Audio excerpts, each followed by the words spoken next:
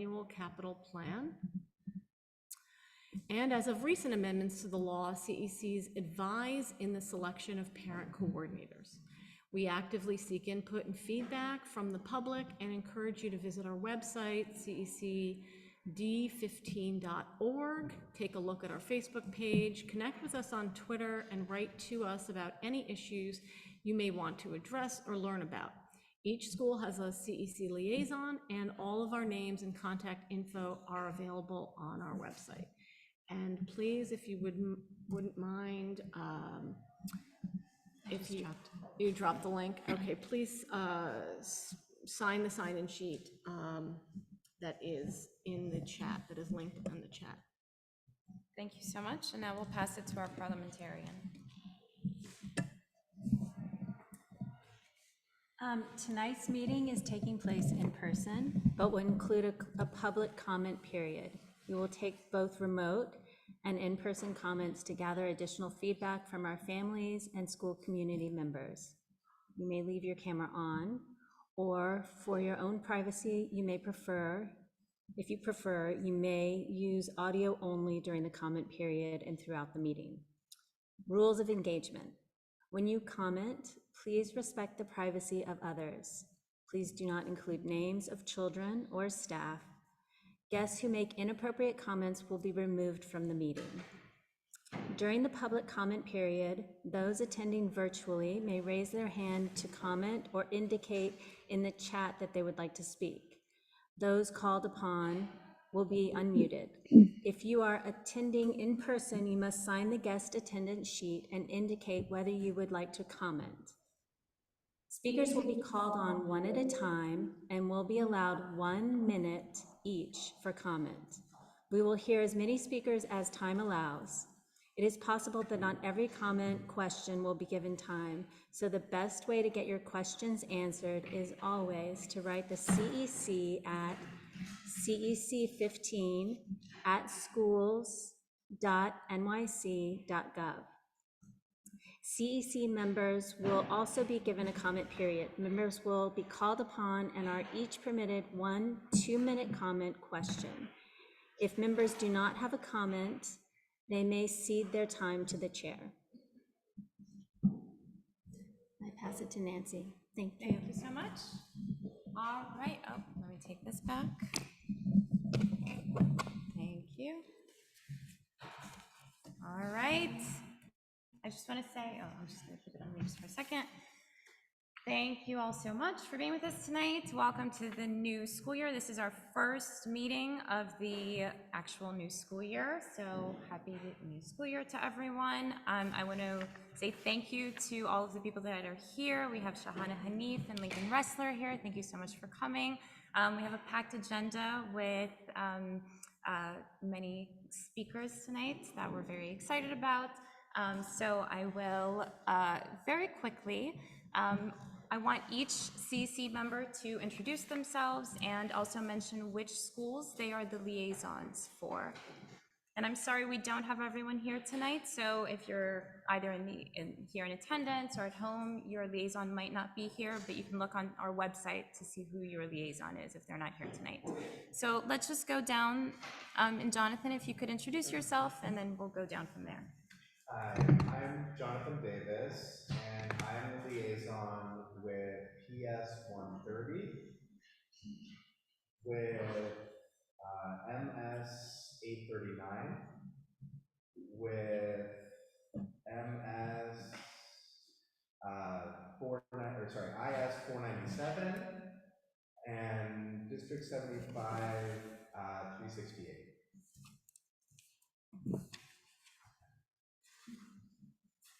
Hi, I'm Malva Tomlin. My schools are PS 676 or MS 676, depending on where we are with that. PS 172, one of the District 15 pre-K locations, and a District 75 school, 75K 371, which is a high school, which is a District 75 school that serves a high school population.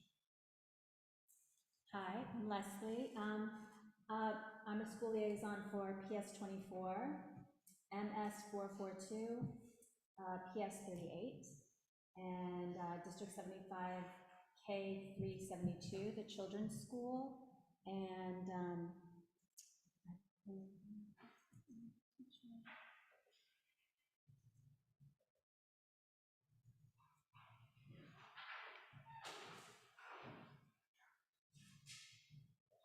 and that's it. Thank you. Good evening, my name is Vanessa Uyoka. I am liaison of 4 schools this year. I am helping with PS 39, PS 154, MS 447, and its collocated high school is Brooklyn High School of the Arts. Thank you. I'm Nancy Randall, and I'm liaisoning this year with PS 29 and MS 896 and its annex. Hi there, I'm Antonia Ferraro Martinelli, and I'm going to be liaising with PS 107, PS 118, PS 958, and a District 75 school, K 721. Hi, my name is Nancy Cruz, and I am going to be working with MS 51, William Alexander Middle School, Peter Roget, MS 88, MS 443, New Voices, and PS 295, the Studio School of Arts and Culture. Great, thank you so much, everyone. And with that, I'm passing it to Antonia to continue the president's report tonight. Okay, thank you so much, Nancy. So we do have a packed agenda. I'll just give you some of the highlights of that agenda. We have a superintendent's report, we have a high school report, we have 2 resolutions and an accompanying presentation from Lainey Hameson on student privacy. And we start off with the comptroller's office. We have Krista Olson, the deputy comptroller for budget, and Laura Lai, the senior policy analyst and strategic organizer for education. First, I'll give you a couple of updates. We will be having the Chancellor's Town Hall. Save the date for Monday, December 18th. This only happens every 2 years that we have the Chancellor come to our district and do this town hall. So I believe it's going to be at MS 88. Is that correct? You don't know? Okay. No. Okay, we don't have a They haven't location. given us a Sorry, location I'm yet. sorry. They haven't We given don't us have a a- location for They haven't given us December details. 18th yet. Sorry about that. And I also want to talk a little bit about the reason we are having the comptroller's office here tonight is to talk about the budget cuts on the first day of school. We received 2 very conflicting messages from the men in charge of our school system. Our mayor announced 15% budget cuts across all agencies to pay for the newly arrived migrants. He went as far as to say that migration will destroy New York City. I don't believe that. New York City has historically experienced far greater numbers of migrants and was never destroyed. For perspective, in 1907, we welcomed 1.25 million immigrants who came through Ellis Island. My great-grandmother came in 1906. And 300,000 of those folks settled in New York City in just 1 year. Over the past year, New York City has welcomed just 100,000. So we've been here before. The other message we received on the first day of school was from our chancellor, who conversely expressed great confidence that our schools would do what they always do, which is meet the students where they are and wrap them in any and all available supports. So newcomers are always a boon to our school budgets, especially as our school enrollment has declined due to declining birth rates and the pandemic. I also want to highlight a recent statement from the Fiscal Policy Institute. There's a copy of it at the back of the room by the door. The statement questions the need and the wisdom for such extreme cuts. They are requesting that the city reconsider these cuts that will total about 10 billion because they feel the amount overstates the impact of migrant arrivals. Maybe, Nancy, would you be able to drop the link to that report in the chat? So, according to this report, the DOE is going to suffer some of the greatest cuts of the agencies listed in pure dollar amounts, in spite of being among the agencies that serves our migrants directly. They estimate that our education department will experience cuts of $2.1 billion. So we have asked the comptroller's office to be here tonight and talk about school funding and these cuts. So without further ado, I give you Krista Olson, the Deputy Comptroller for Budget, and Lorelei, Senior Policy Analyst and Strategic Organizer. Okay, so I think it's best to probably sit here because the mic is attached to this computer. Do you? Okay, all right. Okay. Okay. Great.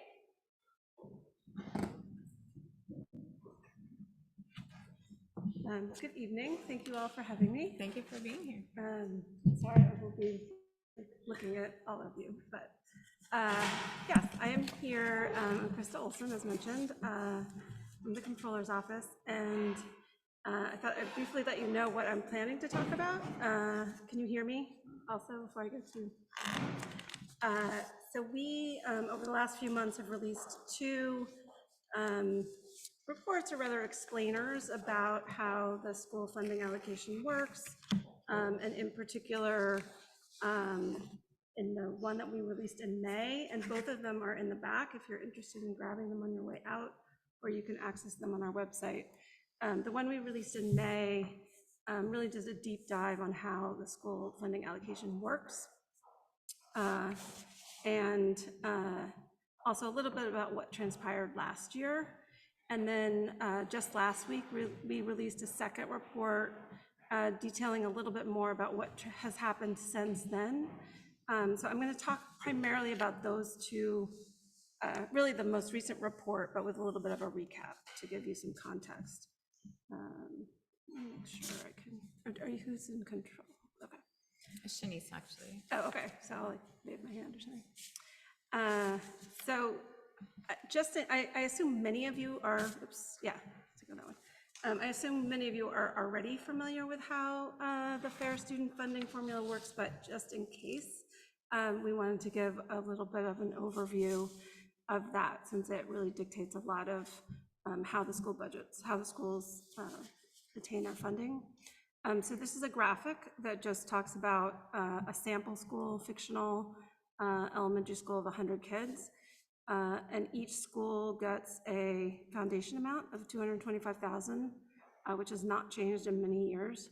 And then on top of that, they get a per student amount. And this is where the enrollment discussion that you were mentioning earlier really matters for schools. So each school gets a certain amount, and this year 4,000 and a little over 4,200. And every student counts once, if it, and depending if it's an elementary school, middle school, high school, there's a different weight. But then there are additional factors that can also be added on for the number of kids in poverty, English language learners. And then this year there are two new weights, one for students in temporary housing, and another one for schools with a concentration of kids with needs. And I'm going to pause there, because if you all know this already, we don't have to deep dive, but if you have questions about this, either Laura or I can answer. Good so far? Okay, great. Next slide. What is the concentration of students? We're going to keep questions to the end. Oh, okay. This one I just because it's a specific. Oh, you want to do all questions at the end? Okay. Sorry. All right, fine. No problem. So next slide then. Okay. So just quickly to recap, as you may recall, may have hit some of your schools more than others, but at this time last year, there were a lot of conversations about schools facing reductions in their budget allocations, in some cases quite large, due to really aggressive projected enrollment declines. And then in the middle of the year, the DOE recalibrated using the final audited registers, and many schools received either an increase in their fair student funding based on those actual enrollments, or they also, the DOE also provided register relief to other schools just to help them hold their budgets harmless when their enrollment was down. So there's a lot more explained about this in our May spotlight, so you should check that out if you have more questions, but that's just important context for the rest of the conversation. Next slide. So then this year, if you were following, the DOE announced this year that every school would start the school year with at least as much funding as they started with last year. And in fact, that is true, they did, but based on what I just said, that threshold was low for some schools. So we wanted to look a little bit deeper at what they did. But they did how they calculated that is they compared a school's fair student funding formula, based funding and all other funding that they received at the beginning of the year. They compared that amount this year versus last year. And if a school received less funding than they received last year, when they did that calculation, they received what they called hold harmless funds. So no school received less in that calculation this year than last year, which is a good starting point. And next slide. Is there another, next slide? I'm not sure who's doing it. Thank you. So we wanted to look a little bit deeper at this and look in particular at the combination of fair student funding, which really drives more of the discretionary decision-making that a principal has in terms of hiring teachers and support staff and other programming, and looked at the combination of just the fair student funding and the register relief from last year. And we wanted to look also not just at the initial starting point that DOE used, but also what happened in the middle of the year. And for that, you can't really use the other funding because, as you know, schools would get additional funding throughout the year. And as you can see in this chart, when we looked at all schools, they did in fact receive more funding than the beginning of the year, even though enrollment had been going down. And if you look at just the blue is the fair student funding, they received more funding than last year, even though enrollment is projected to go down slightly, due to primarily those new weights that I mentioned, and also some additional state funding. Next slide. But when we looked a little more closely at the schools with declining enrollment, there was more of a drop when we compared it to the middle of the year. So some schools, even though the DOE said that they started out the same, if the DOE projected lower enrollment in the fall, those schools would experience a budget cut in their eyes because in the spring they had received more money. Next slide. So we wanted to draw attention to those schools, in particular because the funding that supports these, what they call hold harmless funds, is paid for with federal stimulus grants that are not recurring. So next year, there's no budget for that kind of gap filler of the hold harmless. So the group of schools, and overall there are a lot more schools that it's less of an issue, but for those schools, there are about 46 schools where more than 20% of their per student discretionary funding is made up of this non-recurring funding. So we want to make sure those schools and communities are aware that those schools are at risk, that next year, potentially they could lose a pretty significant component of their budget. Next slide. So the things we're watching are, one, those particular schools that are relying on hold harmless funds. What will happen when that funding goes away? Will there be any supports provided or any further ramping down of the funds? The second thing is, it's mentioned for the schools with high numbers of children of families seeking asylum, how is the DOE going to support them during the year? One of the things that we get into in detail in our reports is the process of this allocation of funds, and they're very firm timelines that they're being used. So the funding, it really ends up being based on the final enrollment of October 31st. As you know, these children are coming throughout the year, and it's not clear if the schools are going to receive any additional funding throughout the year and before the mid-year adjustments to make up for what could be much higher enrollment than they're funded for. And then the third item is just awareness that the state has mandated class size reductions that will impact our schools over the next 4 to 5 years without providing any additional funding. And so that mandate could be, could be a good thing, but without funding, it's going to affect schools with declining enrollment in some ways, and it's going to affect the schools that have growing enrollment, but limited space and limited teachers in other ways. So just things we're keeping an eye on. Don't have necessarily answers for those questions, but just some of the things that are out there. You also mentioned the budget cuts. We don't have, so one of the way the city provides what they call Program to Eliminate the Gap, or PEGS, they apply, first of all, only to the city funding. So DOE's budget cut will only, I say only, but I know it's still a big number, but will only be based on the city tax, it's called city tax levy, not their full budget. So whatever percent cut they get typically applies only to the city funding, not the state or federal funding, which makes up a significant component of the DOE budget.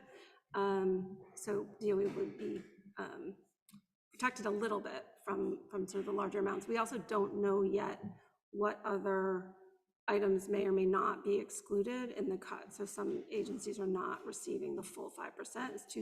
So without that knowledge, I can't really speak to what the impact is going to be or what the magnitude of those cuts are going to be. So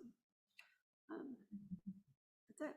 Okay, Any questions? thank you so much. I'll pass it over to Leslie, our parliamentarian, and I believe we have public comment first. Everybody will get 1 minute to ask a question. I'd like to open up the floor here. Does anybody have a question? Is this a question about the presentation or just a comment to the community? A question about what we just spoke about. Yes. Anyone? No? I'm going to look online, see if there's anyone online. Anyone online would like to make a comment or would like to ask a question? You can ask to be unmuted or raise your hand or put a note in the comments.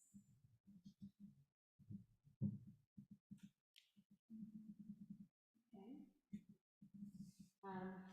And I will now open it up to the CEC.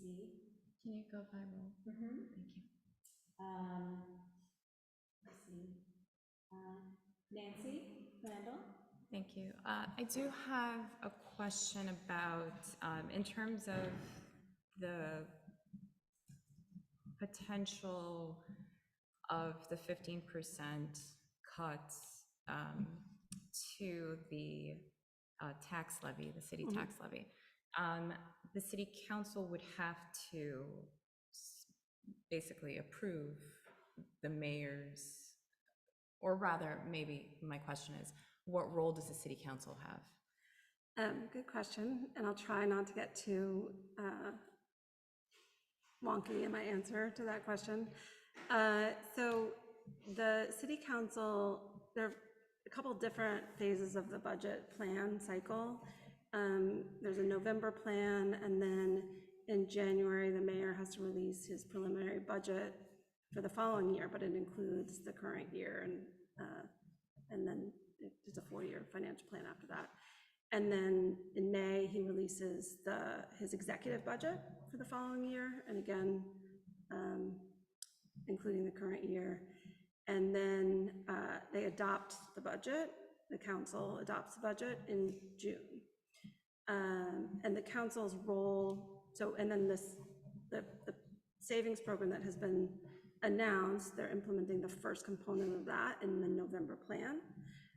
So overall, they've said it's going to be a 5% target. Again, don't know specifics for DOE or any agency really. And the council in November only has like a up or down vote. Like they can only vote yes, or they can like let it go. And the mayor can still implement a reduction. They just couldn't spend more without the council's authority. So it gets a little, so this council doesn't have as much say in what occurs in November. Same in January for the current year.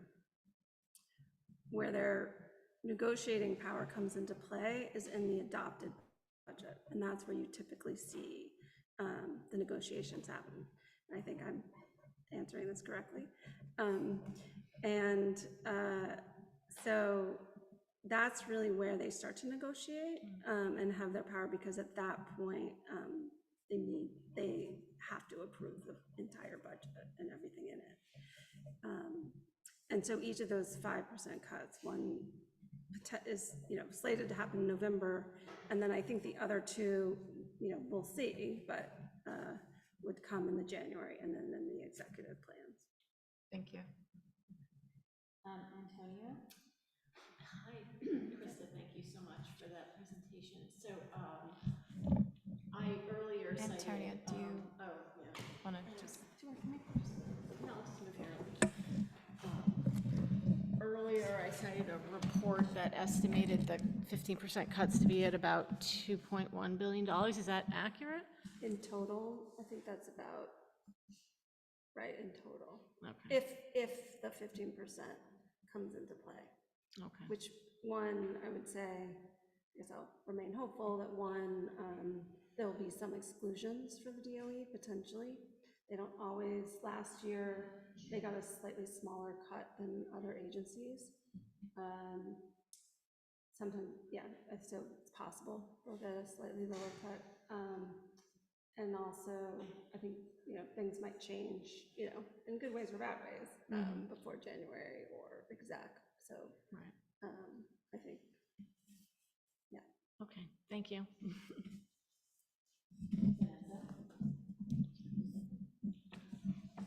Nancy Cruz? I'll pass. Donalda? Hi, my question is about absorbing migrant students in the middle of the year and the amount of funding that's allocated to schools when they do that. One of our highest poverty schools here in District 15, 95% students in Title I that receives 95% of Title I funding for the 95% of the students that are living in poverty at that school, was also the school that absorbed the most migrant students. They absorbed 51 migrant students. In total, they received $2,719. Total, not per child, total in emergency students in temporary housing funding after the cutoff of the budget deadline under the Fair Student Funding Formula. So my wondering is, to what extent can the Fair Student Funding Formula be adjusted to incentivize schools to take on students who live in temporary housing? Because we noticed that here in District 15, the vast majority of students who we're absorbing as migrant students are going to high poverty schools. And our non-Title I schools have 1 or 2 students who are being enrolled there. And not sure I fully understand your question. Essentially, break we're it out. resegregating our district and making our higher poverty schools even more high poverty. And the system doesn't have an oversight feature for this, and our community isn't aware of it because the data isn't out there. And we're really at a crisis point when a school that's 95% poverty is absorbing 51 students and receiving $2,700 total to support the education of those students. Yeah, I don't know where the $2,700 comes from, if you're talking about funding that was given last year or. Last year. Like the open arm, That was a SAM that was given last year. Last year, after October 31st register cutoff, DOE set aside $60 million to give to schools as a school application memorandum, which is outside of fair student funding, which was significantly less than schools would have gotten if they had gotten fair student funding for those students. So I don't know the exact number for PS15, and I'm very good friends with Johanna, who's the budget director at PS15, so I've talked with her about this a lot. I don't know the exact number for PS15, but suffice it to say, the amount that was given to schools last year was insufficient to meet the needs of those students 100%. This year, those students, if they are enrolled by October 31st, those 51 students, for example, are on the register for PS15 this year now. The school will receive full fair student funding for those students. So if you just sort of look at what that might be, that's about $7,000 per student or so. That's a lot more than the $2,000 that you're talking about that PS15 should receive, and that includes the grade weight for each of the elementary school grade weight for each of those students. What would we expect would be a poverty weight? We would expect them to get the student in temporary housing weight, and then they would also get a weight for being English language learners. That would be the major weights that each of those students would get on top of just the elementary school grade weight. So there should be more funding this year. Entonces debe de haber más fondos. But DOE had no plan last year, really. En realidad no tenían un plan el año pasado. Y nosotros estábamos preguntando qué es lo que está sucediendo con la escuela. Y pedimos fondos de emergencia. That's not to say that every school is going to get everything that they need, because as Krista mentioned, any students that arrive after October 31st are not going to be fully accounted for. The school will not get the grade weight for those students. They might get the weight for the English language learning weight, because that, not to get too in the weeds about it, but those weights are the final deadline for those counts, for example, for special education or for English language learners, that deadline is in December. So students who arrive after October, you might still get the weights for those things, but you won't get the base elementary school student weight for those students. And if a lot of students arrive, that's a problem.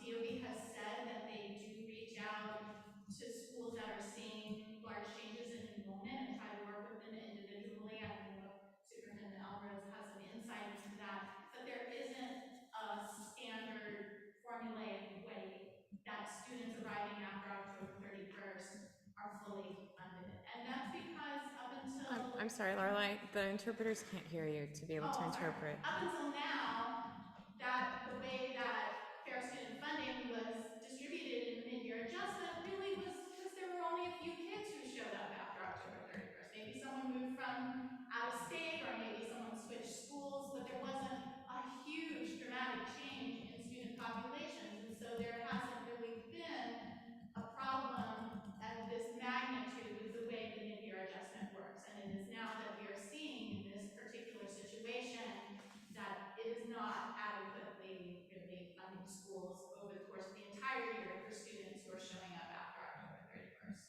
Thank you so much. Thank you. I'm going to cede my time.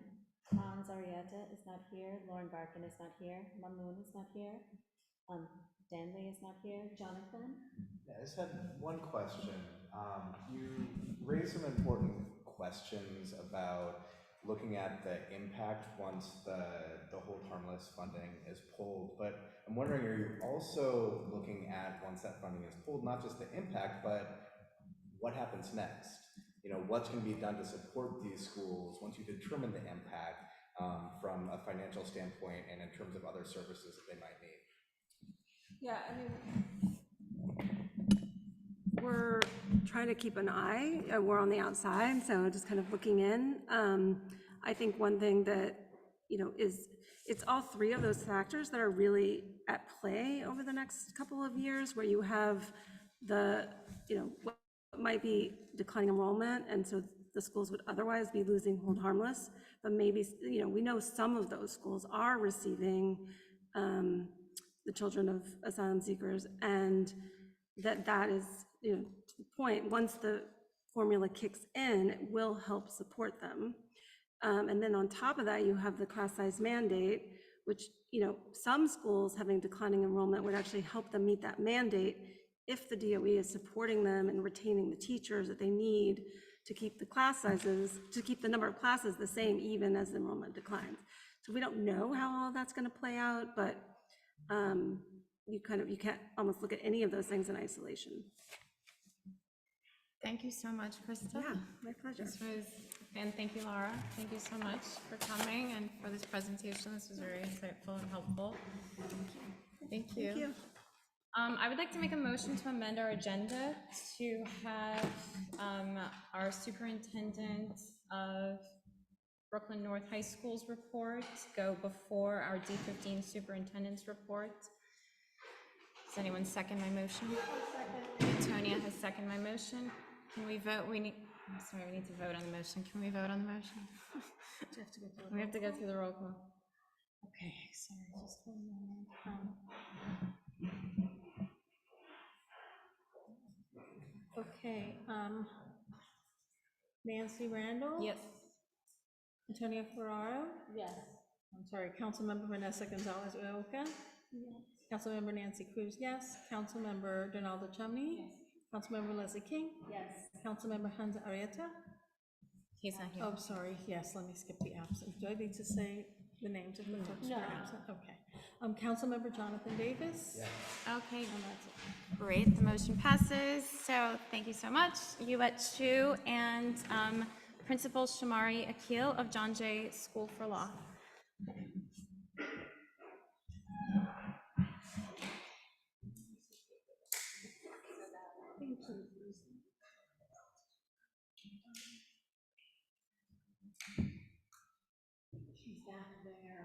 Shanice, you're the best. Oh, she's got it. She's got it. Oh, Melissa Moskowitz is in the waiting room. So good evening, everyone. I'm Yuet Chu. I'm the Executive Director of School Support for Brooklyn North High Schools, here representing Superintendent Janice Ross. It is a packed evening, and I brought you guys a gift. I promised the CEC that this year, every month, I'm going to have a principal with me. So Shanice, Shanice will share this deck with everyone, and the first half of the deck is a lot of our district mission and vision and overview, some videos about Janice and the pedagogy of critical love, which is what our district is built around. There's a lot of click and play in the deck, so I encourage you to do that. But Shanice, we're gonna start on slide 13.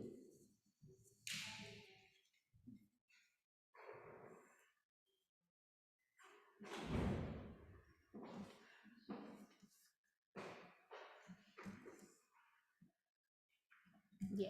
Can you email it to Shanice? So always great to see new friends in the audience. Brooklyn North High School comprises of 47 high schools, of which 5 are secondary schools, 612s, across 7 districts in Brooklyn North. We are, I think our northern boundary is Greenpoint and our southern boundary is Bushwick, which is where our district office is on Broadway and Gates. So if you're ever in Bushwick, come on by. We're always there and we're always welcoming friends. We have a little over 27,000 students currently enrolled. That's slightly lower than what the historical average has been. It's been about 28,000. And we're working with our schools to increase that enrollment along with the Chancellor's initiative to re-engage families in New York City public schools. The vast majority of our students are Hispanic and Black. The vast majority of our students are considered economically disadvantaged. But I'm pleased to report that as of this past school year, all 47 of our schools are considered in good standing with the state. So we are super proud of that. Next slide, please, Shanice. This is our graduation trends. Oh gosh. Tendencia de graduación. 7 years now that Son 7 años que hemos manteniendo información y our projected graduation should be a little over 92. The reason why it's still preliminary is because high schools have until Friday to update all of their August graduates and update all of their data for the state. So next month, I'll be able to report back a final number. Next slide, please. Our Regents pass rates, Janice Ross is all about transparency. So as you can see, we have some work to do with our students and the Regents exam. This year and next month, I think I'll talk more about curriculum, but we are really investing in algebra and in English language arts. We are one of the pilot districts for illustrative math, which is a problem-based math curriculum that kind of turns math on its head. It's not so much the teacher telling kids how to do things, but each class starts with an open problem and students are expected to grapple with it, and then the teacher wraps it up with the big ideas. There's formative assessment built in. We're really excited because 40 of our 47 schools opted to participate in the pilot, and we're getting tons of support from the central math team, from some New Visions coaches, and Janice has invested in some coaches for some of our schools. For ELA, we are, about 20 of our schools will be piloting the HMH curriculum into literature, which is a curriculum that the Chancellor is promoting for high schools. So I will come back and tell you guys more about our curriculum. Next slide, please. Attendance, we're always tracking. We had set a goal of 90% for last year, and we fell slightly short. But we were pleased that 42 of our 47 schools ended the year with better than 80% attendance. Chronic absenteeism, we talked about all last year. We're continuing to work on that to have more students in school 90% of the time. Next slide, please. And then the next few slides are just some of our initiatives and ongoing strategies to support social emotional learning. We are modeling partnerships with our parent coordinators and our school counselors.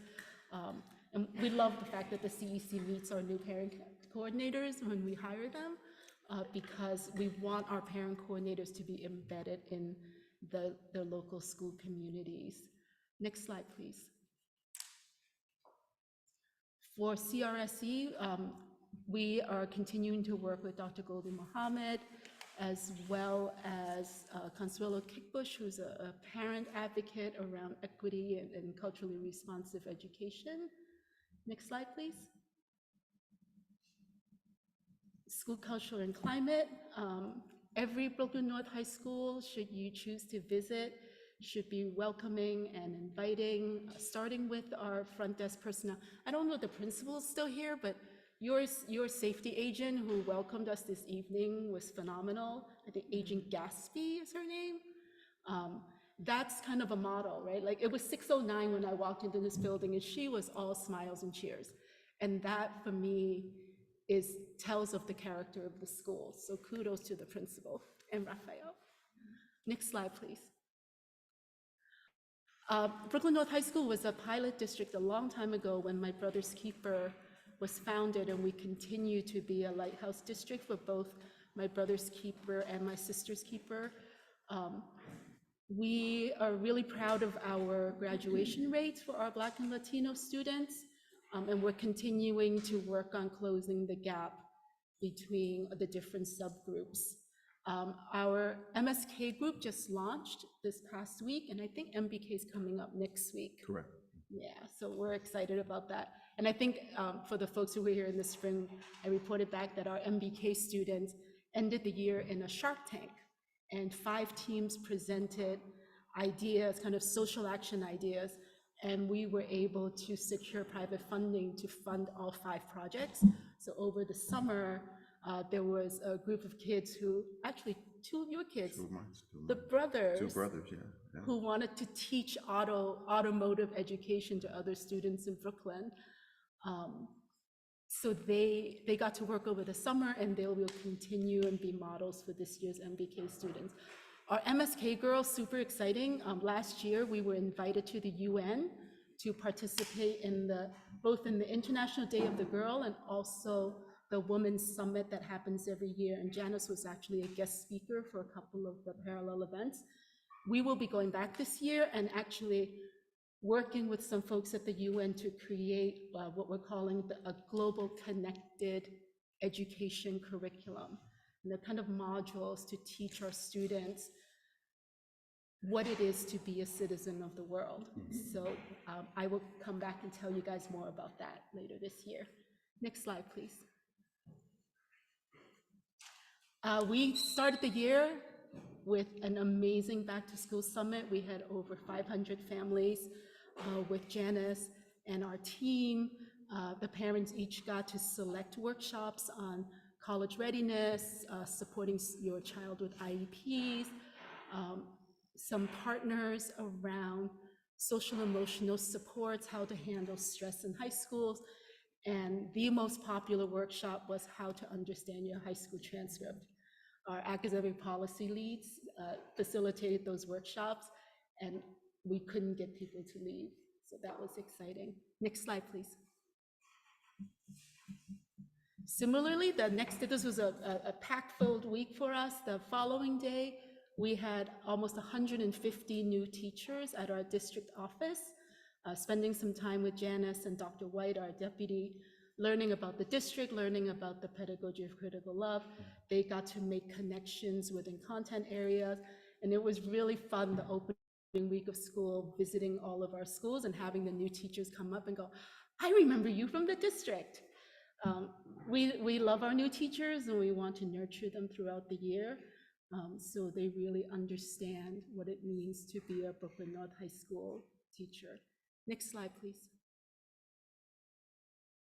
And then this summer, we had our summer graduation at Boys and Girls High School. Almost 300 graduates from various schools across Brooklyn. Our keynote was Borough President Reynoso, who always shows up for our kids.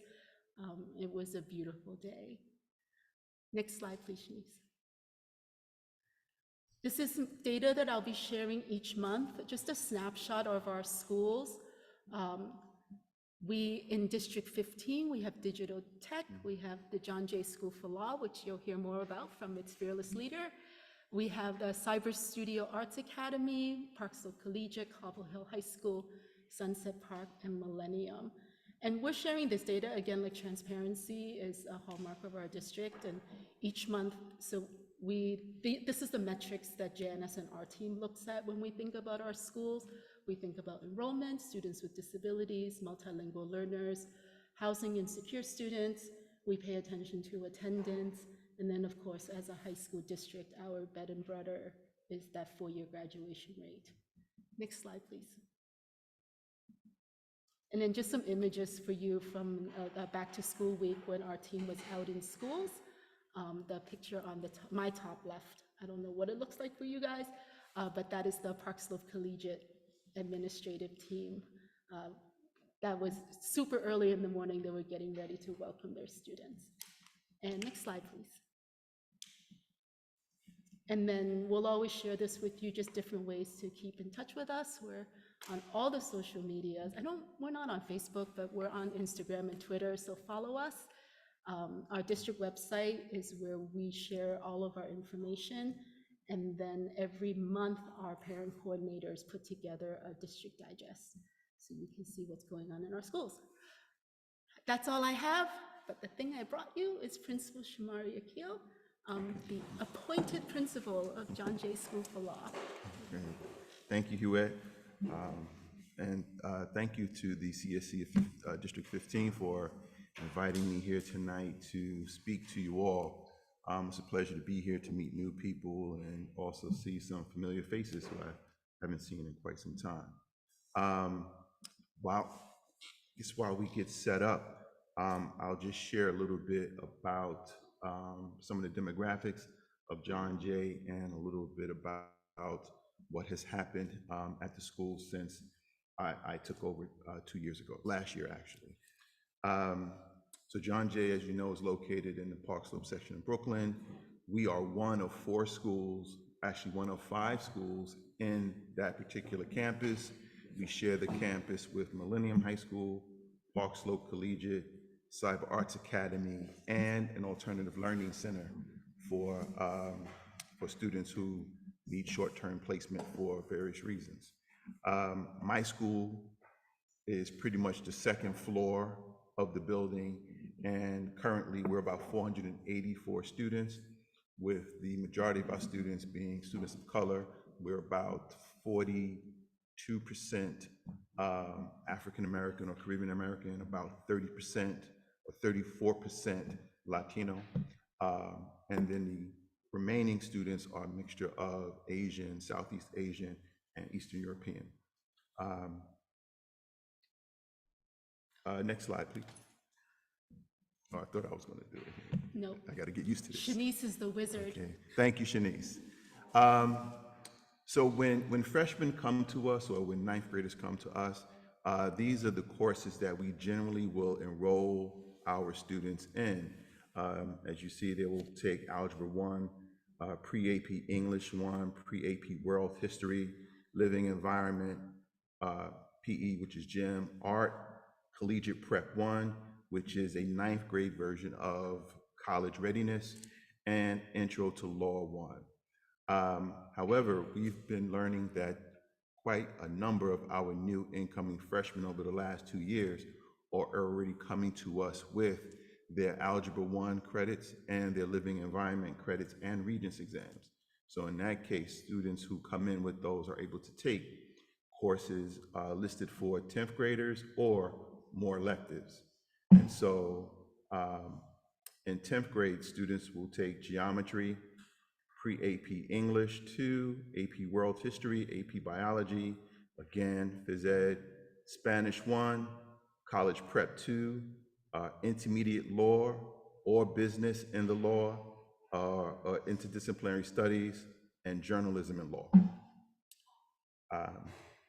In their junior year, they will take Algebra 2 or Trigonometry, AP English Language Composition, AP US History, AP Chemistry, Phys Ed again, Spanish 2, Collegiate Prep 3, Business in the Law 2, Interdisciplinary Studies 2, Debate and Mock Trial, or Journalism and Law, or Topics in Law. And by their senior year, students should be taking pre-calculus, AP English Language Lit, AP US Government, AP Physics, Phys Ed, Spanish 3, College Prep 4, Business in the Law, or Topics in the Law. Next slide, please.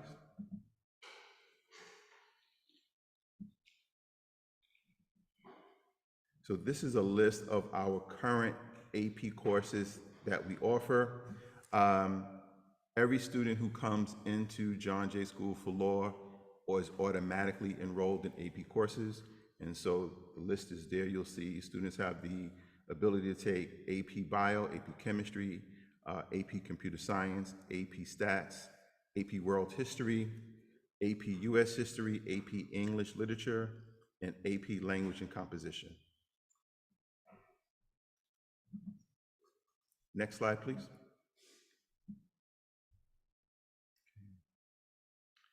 So John Jay School for Law is a PSAL school, and as a PSAL school, all of the sports teams are comprised of students from the various schools on the campus. And as you can see, the various sports that we offer, everything from track, fencing, soccer, both, and these teams are teams for both boys and girls. Swimming, volleyball, indoor track, basketball, table tennis, baseball, softball, fencing, swimming, volleyball, and co-ed stunt. Two things that recently have been added to John Jay School for Law's girls flag football, and there is a strong move to bring a JV and varsity football team to the campus.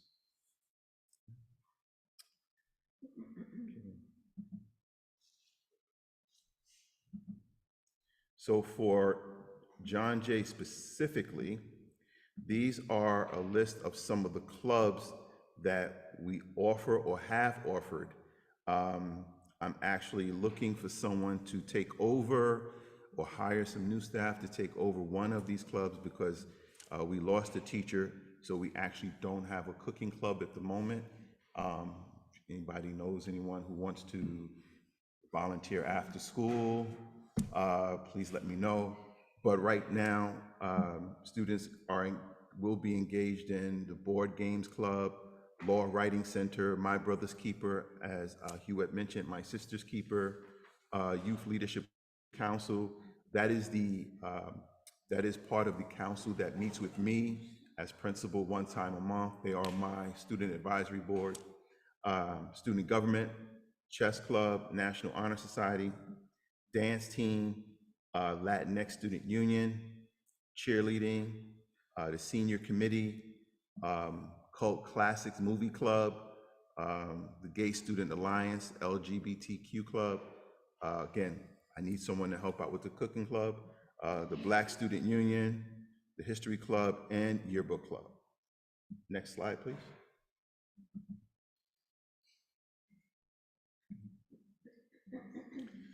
So as a community, we are 100% dedicated to the social and emotional development of our students. We believe strongly that this is something that has traditionally been overlooked in holistic education, and we feel that if we want students to be, or young people to be totally ready for the 21st century, not only do they need strong academic, intellectual skills, but they need emotional management skills as well.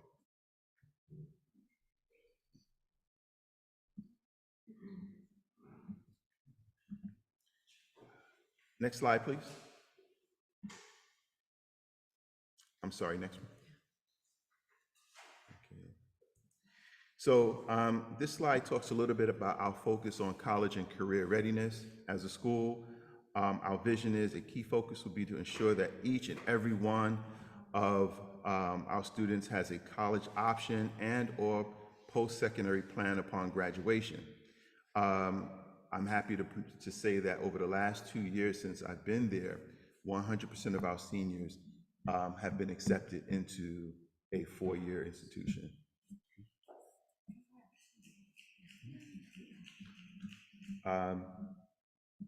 Next slide, please. I have to get used to not controlling this. In Shanice, we trust. Yeah. One of the things as a school for law that we attempt to do, actually we do very well when I think about it, we have a very good relationship with our safety agents.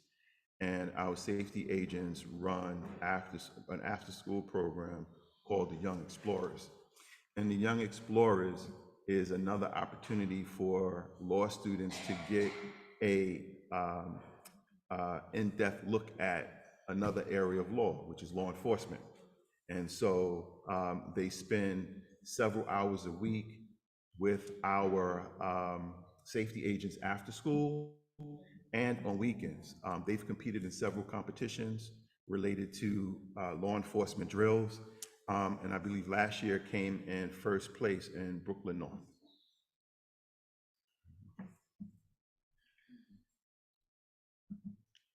Okay. Recently, we contracted a vendor. We're trying to get them to be our community-based organization called Inspiring Minds. And through Inspiring Minds, we added these 5 clubs to our school last year: a film club, boxing, something I thought was very interesting, Granny and Me. This was a program where seniors in a local senior center would come to the school and work, tutor, and just sort of befriend some of our girls. And we found that these young girls who were constantly fighting and constantly getting into conflict found this program to be soothing to them. We are looking forward to bringing it back this October. We also added visual arts, podcasting, and basketball is always a winner with both our boys and our girls. Next slide, please.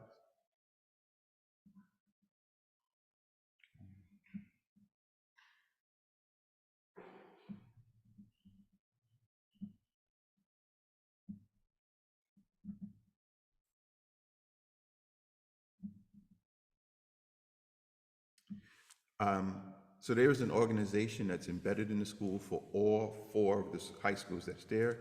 It's called Project Reach Youth, better known as PRI, and they serve as the internal CBO for all 4 schools.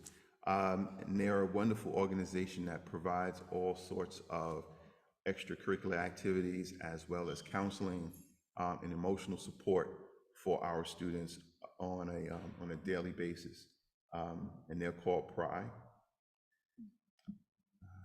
Next slide, please. Some of our partnerships traditionally have been Paul Hastings Law Firm. They have been traditionally the law firm that has helped us develop our law program and provided students with opportunities for field trips and for moot court. Deloitte / Pencil. There's an organization called Pencil that brings outside businesses to meet with different schools to supply tutoring, resume writing. And this year, they did a community service for the actual school where they came in and helped me clean up 4 closets or 4 storage areas that hadn't been touched in years.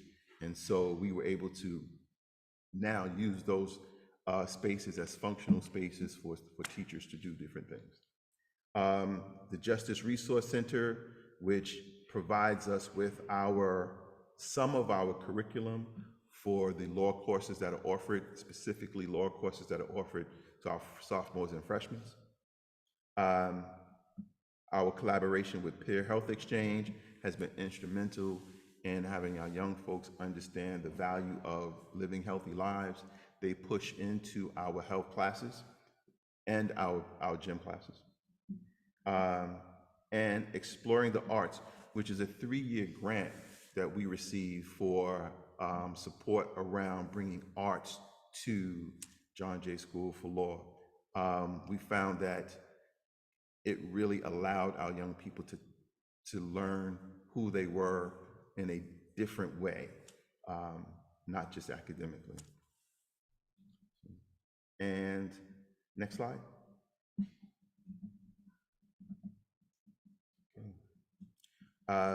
These are the guidance counselors who are connected to each grade.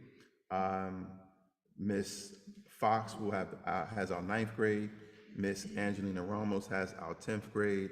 Miss Rose is in charge of 11th grade, and Miss Spunce has our 12th graders. Next slide.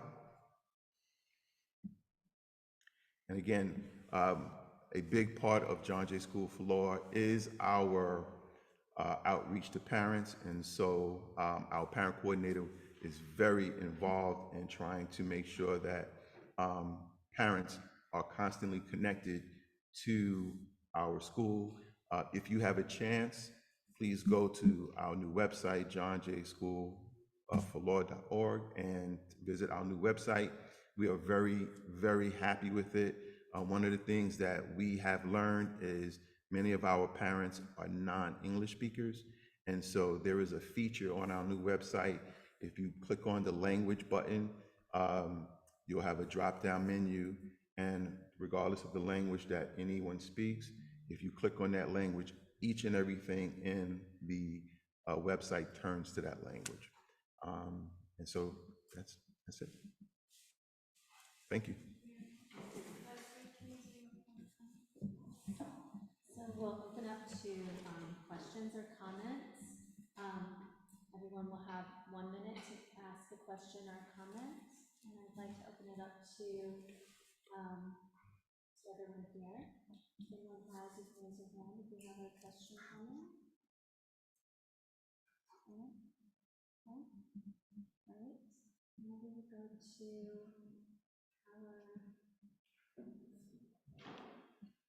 everyone online. If anyone online has a question or comment, you can raise your hand or put your name in the comments section. Anyone? Okay. All right, so I will open it up to the CEC members. We'll have 2 minutes to ask a question. I'm sorry, can you ask the interpreters? Oh, yeah, sorry. Of course. Do any of the interpreters, the Spanish-speaking interpreter?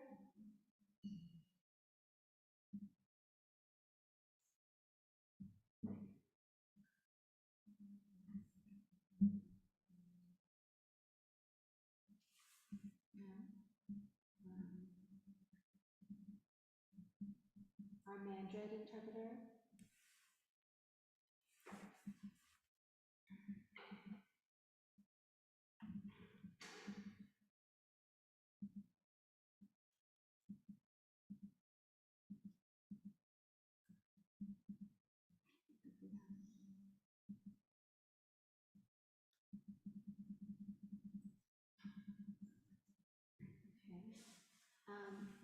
I'm going to open it up to, excuse me? Can you go down the roll? Yes.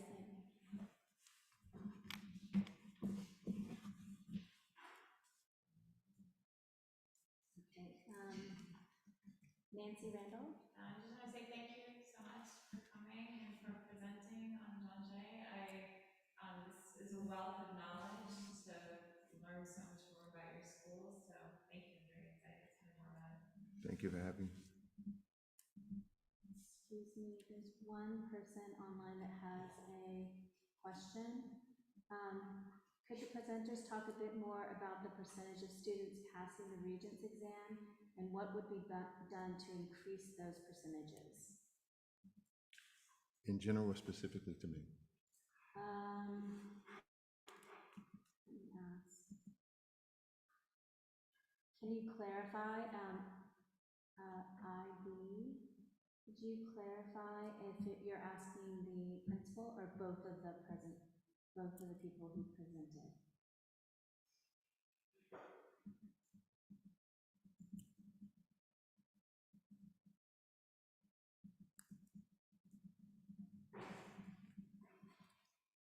Why don't you, the first presenter?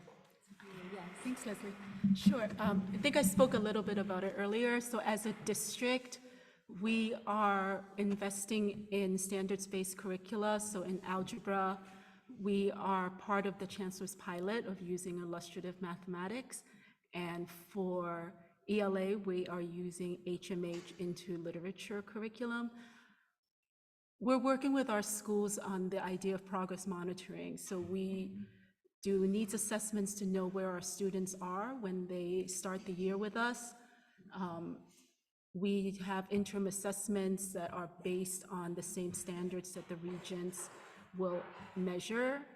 And our instructional coaches on our team work with the teachers in each school to ensure that their lesson plans are standards aligned, and they're always looking at this idea of learning objectives for students, and they have a way of measuring that students are making progress throughout the semester. We, as a district, will be looking at data.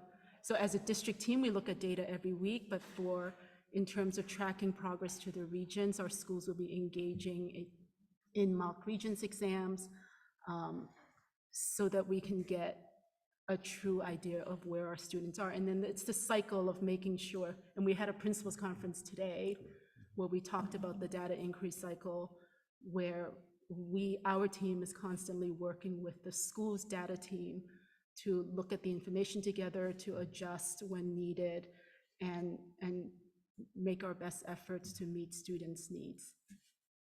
Thank you. All right, I'm gonna go back to the CEC members. Antonia? Hi, I'm Phil, thank you so much. I can't wait to see the documentary about Brandy and me. It sounds like it's going to be really interesting.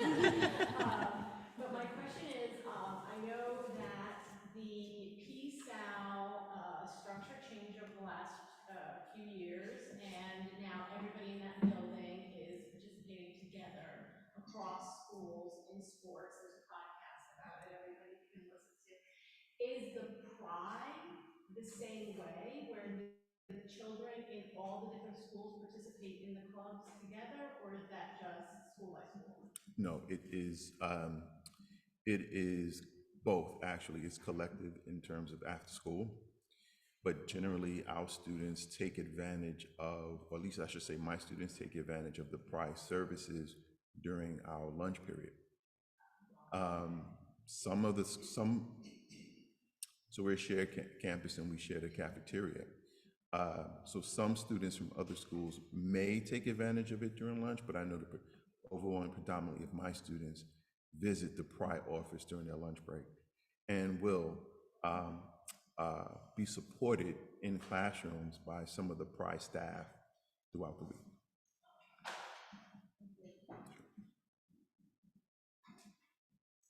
Vanessa? I see that. Nancy Cruz?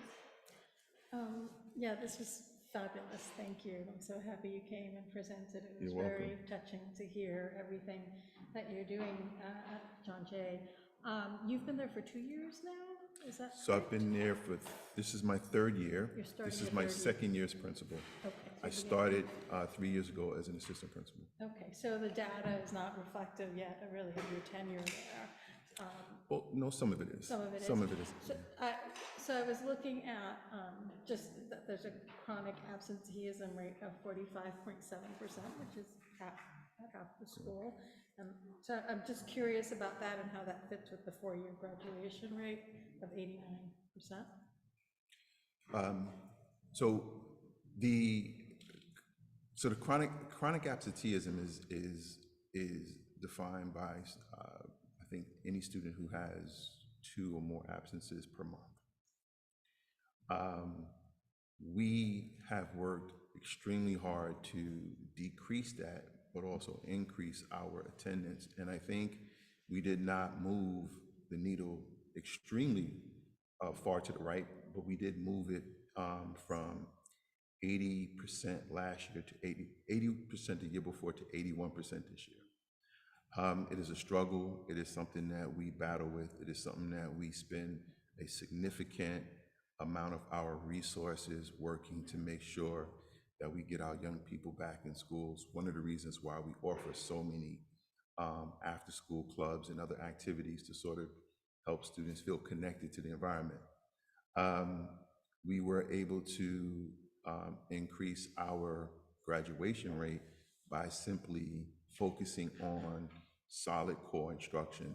So when we talk about, when Wet talks about the increase in where we're at in terms of our Regents data, John Jay School for Law increased its Regents performance in just about every area, and in some areas double digits. So the year before I got there, our ELA pass rate was somewhere in the 30s. Last year it was in the 70s. Our US history pass rate was somewhere in the 50s when I got there. Last year it was 72%. And these are pass rates without waivers. Uh, where we struggle, but we still made gains is in Algebra 1 and Algebra 2. So Algebra 1, our pass rate increased by 4.5% this past year. So attendance is definitely a big thing we're working on. We have a significant number of students who are in temporary housing. And so those things contribute sometimes to the chronic absenteeism rate, as well as just being still stuck in what we call that COVID aftermath. And also to clarify, the data on the slide is year to date, so we've only had 8 days of school. It's year to date, but you're saying that in general it is fairly high, but you're tackling that. Are there, I'm just curious about like the college, I come from the South Bronx, like I know the story, you know, I attended Black and brown schools as well, and so the college rate acceptance, they get accepted, or is there further support, or is there a way to make sure the kids are able to get the funding? So is there that kind of support there? Yeah, we have a very strong college counselor, and he does an excellent job of making sure that our students have access to the different funding sources, the grants, the loans, the scholarships, which are big for our students in our communities. He also does a good job of following them and tracking their progress. And I think as a city, as a nation, we have to do a much better job of making sure our young people not only get into school, but the story finish. begins, it doesn't end there yet. Well, that's great. Well, thank you. I used up my time. I could ask you a million questions. Thank you. This was so great, and I wish you the best of luck. Thank you very much. It sounds like you're off to a great start. Thank you very much. Thank you, Nancy. I am going to thank you so much, both of you, Leslie King, and I'm actually going to ask you one of the questions that somebody put into the chat. It says, do you think that implementing standardized curricula like illustrative mathematics is what students need to get them excited and engaged? You want me to take that? Sure. Okay. So, interesting enough, last year, we were one of the few schools that implemented illustrative math before the district decided to do it. And because we did it, I believe our scores went up.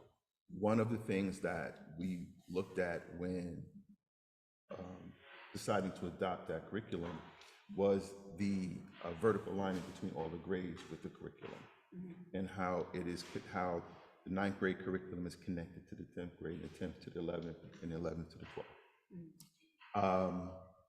I think that answers the question. I'm assuming. I think so.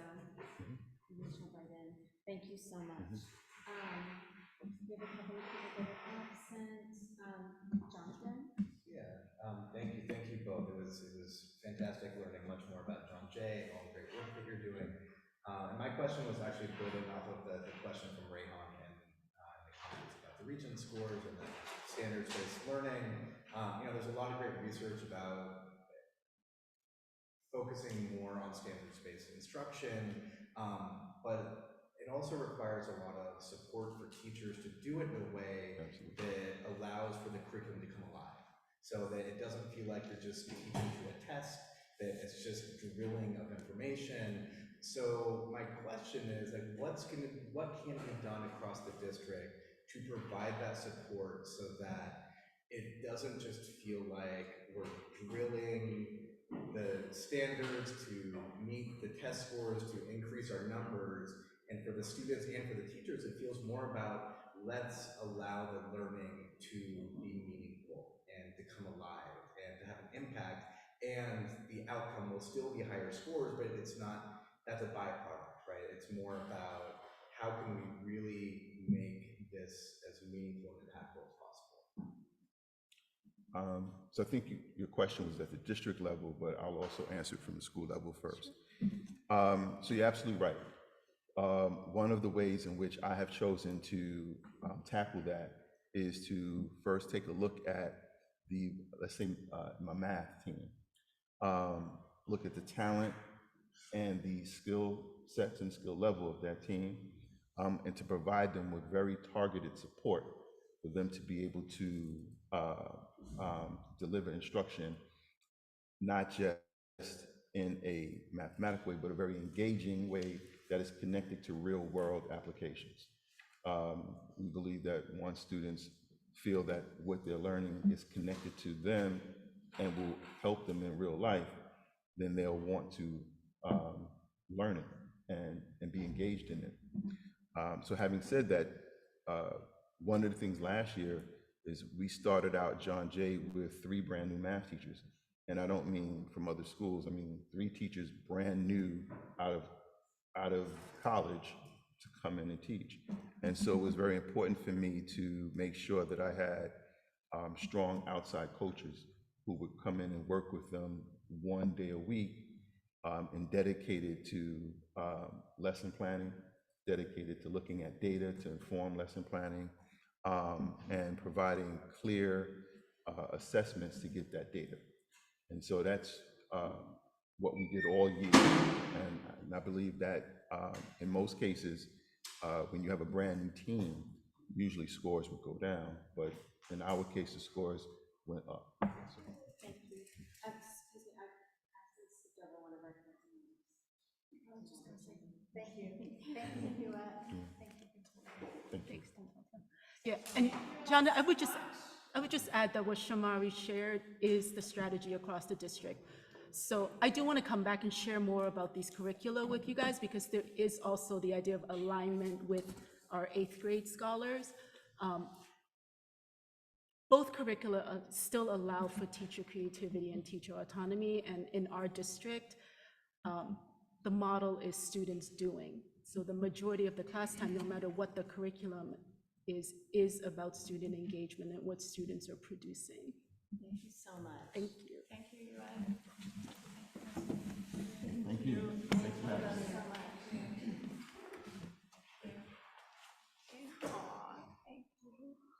Right, and I just want to remind everyone on the call that we made a change to our agenda, and so now we will have our District 15 Superintendent report.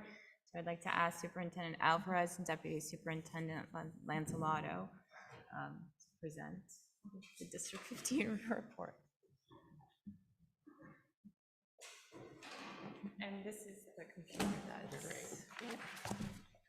Good evening, good evening, good evening. How's everyone? All right, it's been a day. All right, so what we did in this particular case, we gave a form of the state of the district. However, since the state standardized assessments are still embargoed, although families receive them individually, as a district, we're not allowed to share that particular information. But what I can say, it's been very promising on both ELA and math for us as a district and across many of the subgroups. So I'm going to go through this relatively quickly, and the reason why is because last month what I promised was that you were going to get an at-a-glance of what we were doing as a district as a whole. So this is all the slides that have to do with that. Shanice has already dropped in the chat the PowerPoint in English, Chinese, Spanish, and Bangla. So all the languages are translated with the same PowerPoint, so people would have access if necessary. And essentially what we did was just explain kind of what we're doing across the district. So I'm not going to read every slide because some of the things I've already discussed in the past, but we just wanted to have a comprehensive place for parents in the community to be able to have access to it. And obviously we'll share more data points in the next subsequent meetings. So on the next slide, you're just going to see a little bit of the content around what's going to be in this particular PowerPoint that everyone will have access to. On the very next slide, you're seeing the vision and mission, which we've discussed a lot. The bold words are really what we're focusing on as a district. If you go to the next slide, we talked about knowing our students well, and our collective strengths will provide the opportunity for students to explore their potential. And I just wanted to pause there because I know Jonathan talked about this idea of the possibility of project-based learning as a way to assess our students' ability to understand the standards. And so myself, along with several other superintendents across New York City, are applying for the pilot assessment from the state around doing project-based assessment for grades 6 through 12. And so we will be applying for that, hoping to get approved for that. And then we'll go through training if we're approved, and our schools in 6 through 12 will be doing a form of a project-based assessment to determine their understanding of the actual standards, which is exactly what you talked about. So I just wanted to point that out. And the next slide, we're really talking about if you can reach them, you can teach them. So you're just seeing some school leaders doing activities in schools already on the first couple of days. These are brand new pictures.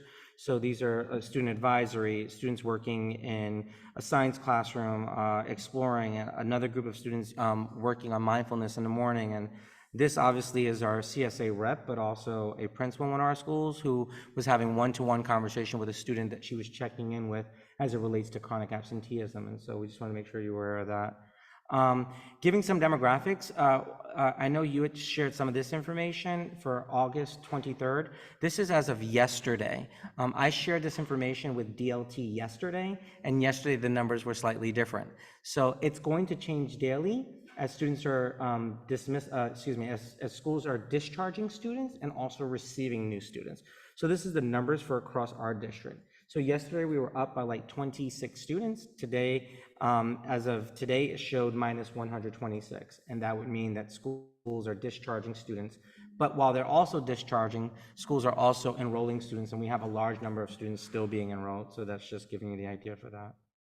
In terms of attendance, we as a district are at 94, on the next slide, we're at 94.5% as of today. That's higher than we've had in the past. And that's because of the due diligence that we're doing around attendance and improving attendance.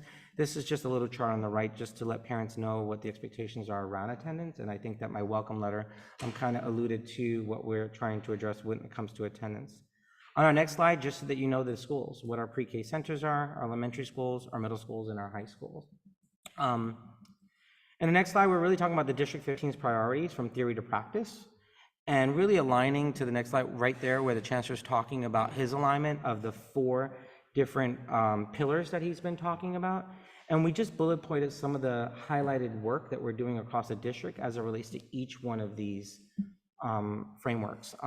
So we too work with Consuelo Kickbush, working with our parent community. And we're working with this year in closer partnership with our CEC. And tomorrow you'll be receiving an email that shows the events that we're having for CEC members to sign up to be part of the committees that kind of support and moving those initiatives that we're doing as a district. If you look at the next slide, this is really talking about the 3K and pre-K creative curriculum. We're one of the districts that's doing it district-wide. The links are there, so on the Creative Curriculum Study sequence, parents will be able to access what that sequence looks like for the year, as well as the website to learn more about how this supports their children in 3K and pre-K, and for you to really understand it more and understand what the 3-year-olds and 4-year-olds are doing in their classrooms.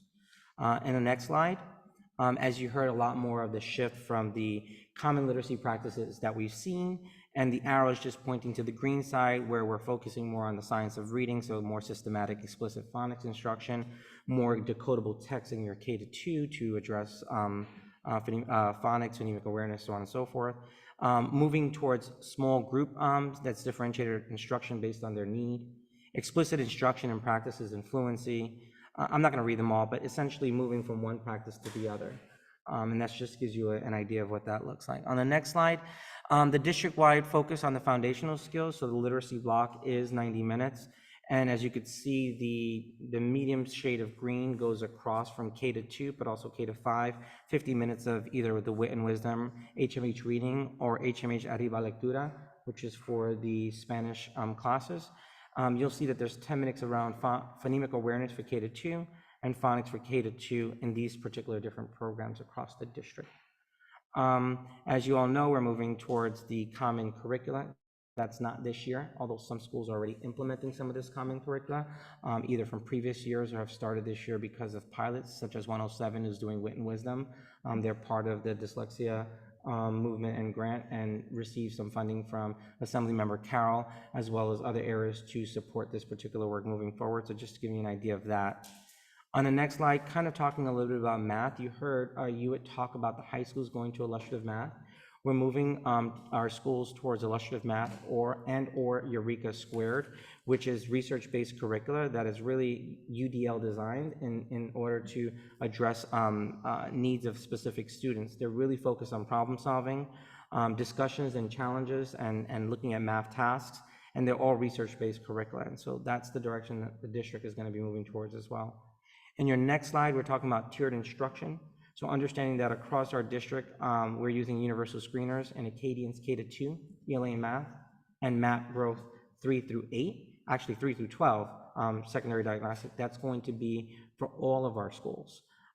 These are the windows for the universal screeners as they flow in terms of when students are being assessed in this, and this is really helping to tailor towards what I talked about earlier in terms of the small group instruction, tailored instruction, station teaching, or even learning centers.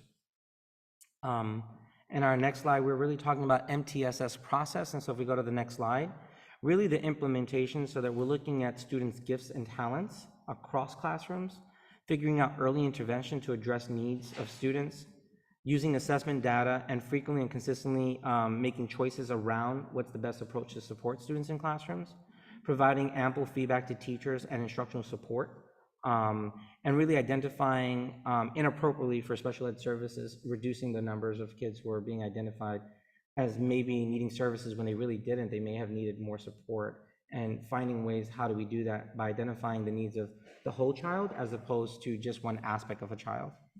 If we look at the next slide, how we're supporting the school leaders, we're using the text demystifying MTSS to create the norms and understanding of the work. We're also doing school level and district data to plan professional development, which we've already started in both our AP conferences, principal conferences, as well as teacher professional development and paraprofessional development throughout the year. Team members are supporting schools to implement the MTSS systems and structures during instructional support visits when we're doing visits amongst the team, different team members going together to actually help and provide analysis to school leaders to support them in really thinking about the whole child. So we've been moving a lot of our schools towards looking at case studies, and instead of just looking at the academic need of a student, looking at holistically what a student needs to identify how do we approach, how we reach them, so that then we can teach them what they need academically. And to do that, you need data. And so if you look at the next slide, we're really talking about data-wise, and we're moving the district towards the data-wise process. So if we can move to the next slide, and then the next one. District 15 has been committed to using data-wise, which is a research-based approach that has 8 steps in supporting schools to collect data, but use inquiry to drive continuous improvement. So looking at what are the practices that we're seeing are happening in schools, identifying what those trends are, and then using research to implement some strategies to support students who may be struggling in a particular area. We sent 5 school teams last year, along with the district team. So we have about 30 people who have been trained in this, who have been now providing training across the district at all levels to support schools in implementing data-based instruction. So there's a curricula, but curricular decisions are not made, instructional decisions are not just made by the curricula, they're made based on the data that drives what the instruction is. So you need to know where kids are in order to move the instruction. Next slide. Project-based learning, and this is just a quote from Antonia, who's on your current CEC. Last year, she was the secretary. This year, she's the co-vice president. In here, she just talks about the work around that, and so I wanted you to hear directly from your CEC members about this work, and they helped move this work last year. It was their vision for this, and I agreed with the vision. We continue to move that work along with other members of the CEC, and so on the next slide, you're just seeing some images of the events for those of you who did attend. For those of you who didn't, you'll see that. And we're really trying to figure out how we're culturally responsive approach to the teaching and doing real world solving of problems, and really focusing on also figuring out how we continue to accelerate learning. So we're going to continue to improve on what we've done last year. Schools are asked to implement more project-based learning in more of the different units that they're studying throughout the year. Next slide, or next 2 slides. This one's around family engagement, and so on the next slide, you'll see the information from our family leadership coordinator and our family support coordinator. their office numbers, but also times where they're across the district and other sites that you can meet them at. So you don't just have to come to 131 Livingston, but have access to them at other locations, whether it's in Park Slope or Sunset Park area. These are some of the things that they've been working with. We also have a family room at the district office. You're welcome to meet with them there. There's access for children there, so we made a space for children to be able to do what children do while the parents are having conversations with the adults. So there's a library in there, there's activities for the kids to do. It's at the district office on the 3rd floor.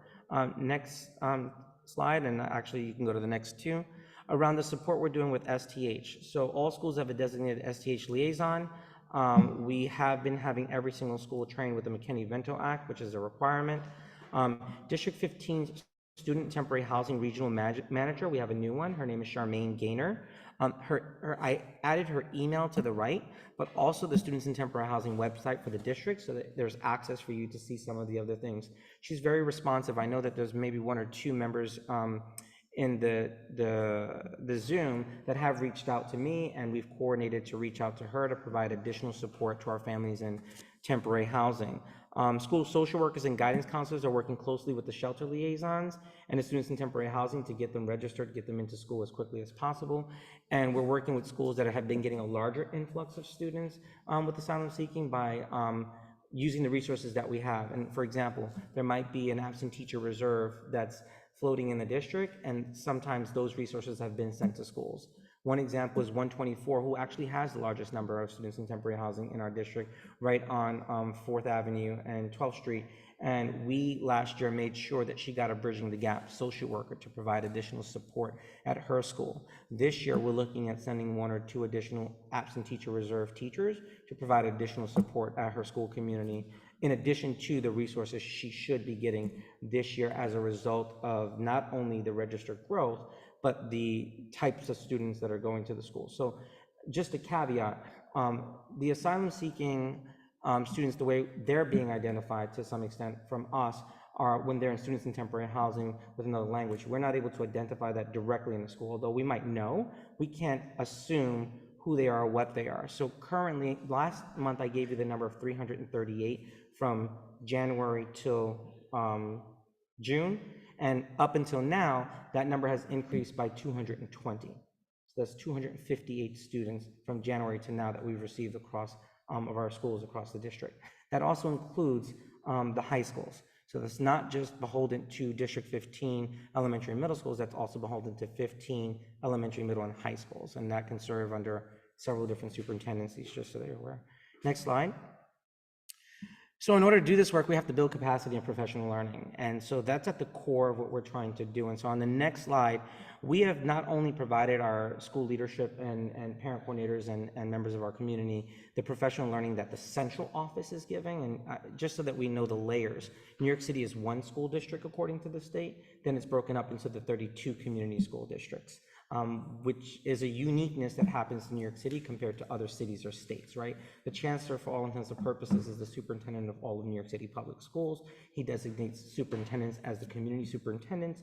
And then, so there's a central office level, and then there's a district level, and then there's a school level. I just wanted to give that context. So there's a central office professional learning that has been given out in terms of PD for all types of things.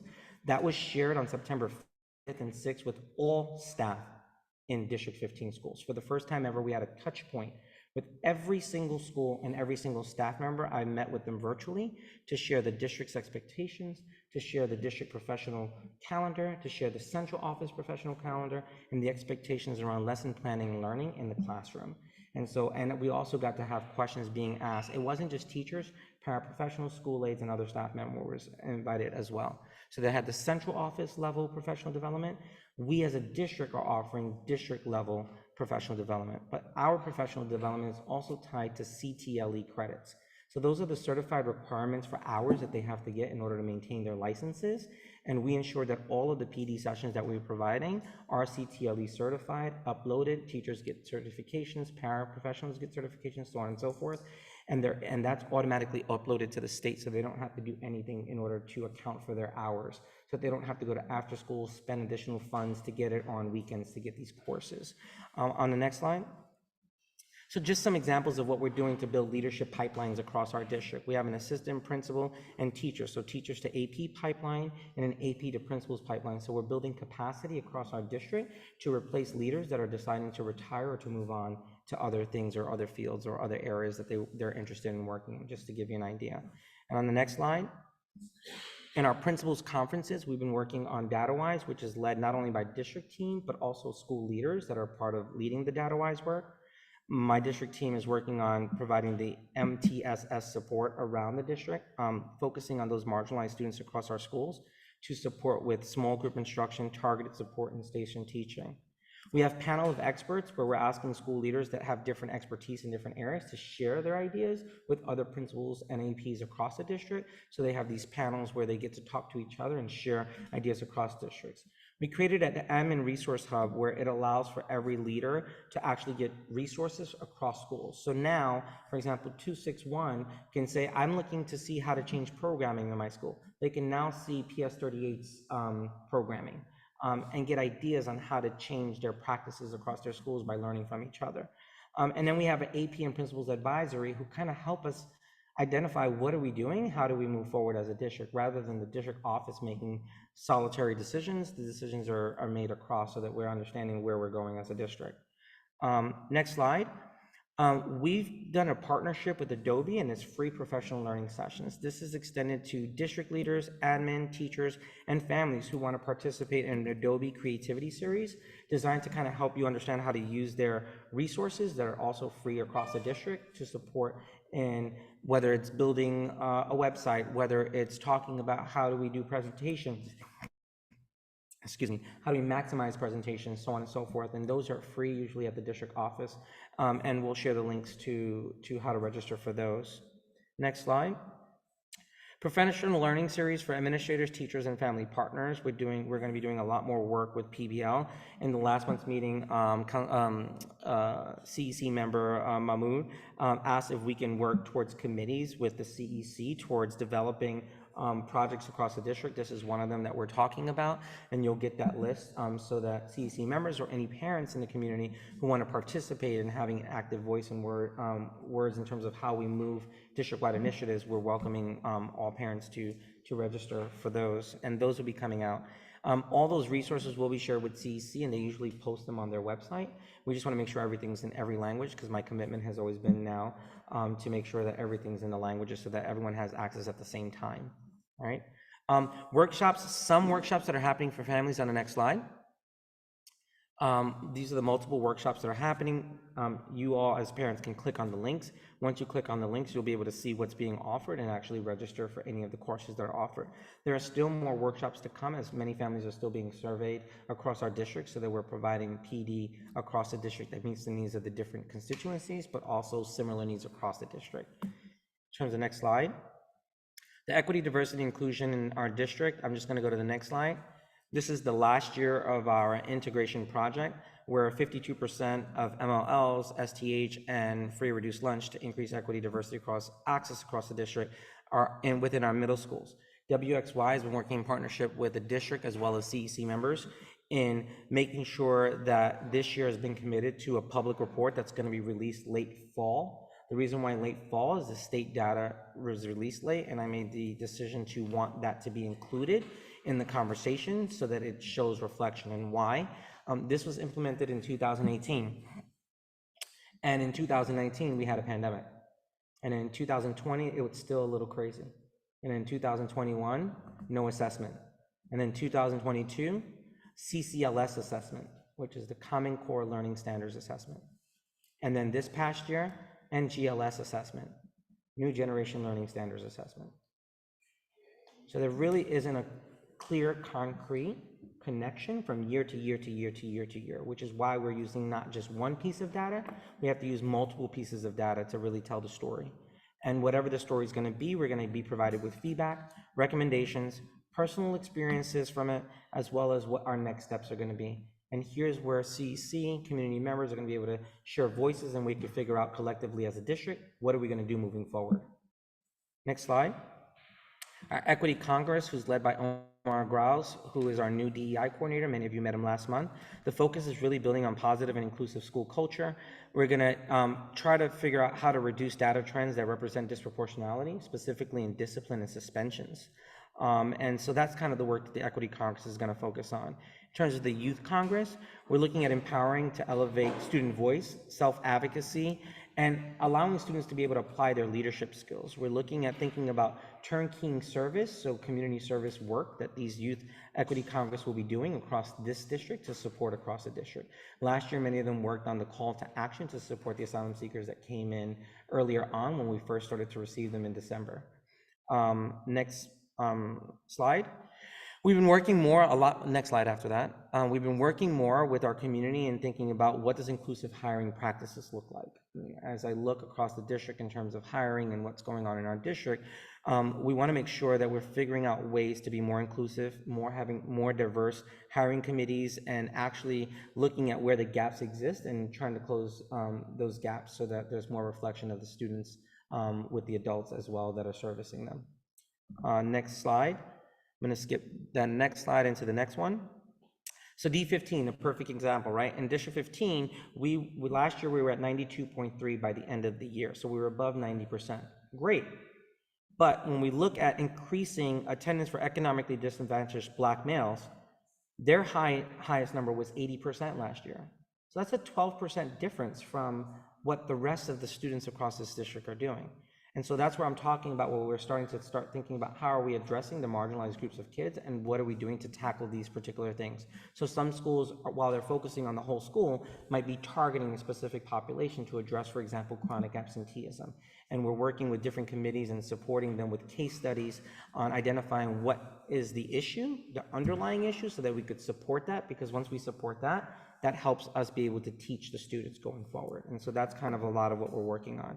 And so if you look at the next slide, Neil Singh is our district attendance manager. I'm not gonna read all of this, but these are some of the systems and structures we're putting in place.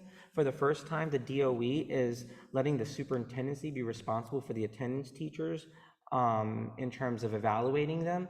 This year, the principals will still evaluate them, but they're still under the supervision of the superintendent. So my team has been meeting already with these attendance teachers and ensuring that they're making more house visits and identifying where the gaps are and trying to close those gaps. Because if you look at the red, green, and yellow light on the side, those are the expectations for what it looks like in order to not be chronic absentee. So once you have 8, I know that the principal who spoke earlier said 2 days a month. It's not necessarily 2 days a month, it's an average of 2 days a month, because if you think of the 9 months, it's 18 days, but it's really 18 days. Right? And so 1 month you might be chronically absent because you missed 3 days in the first month, let's say.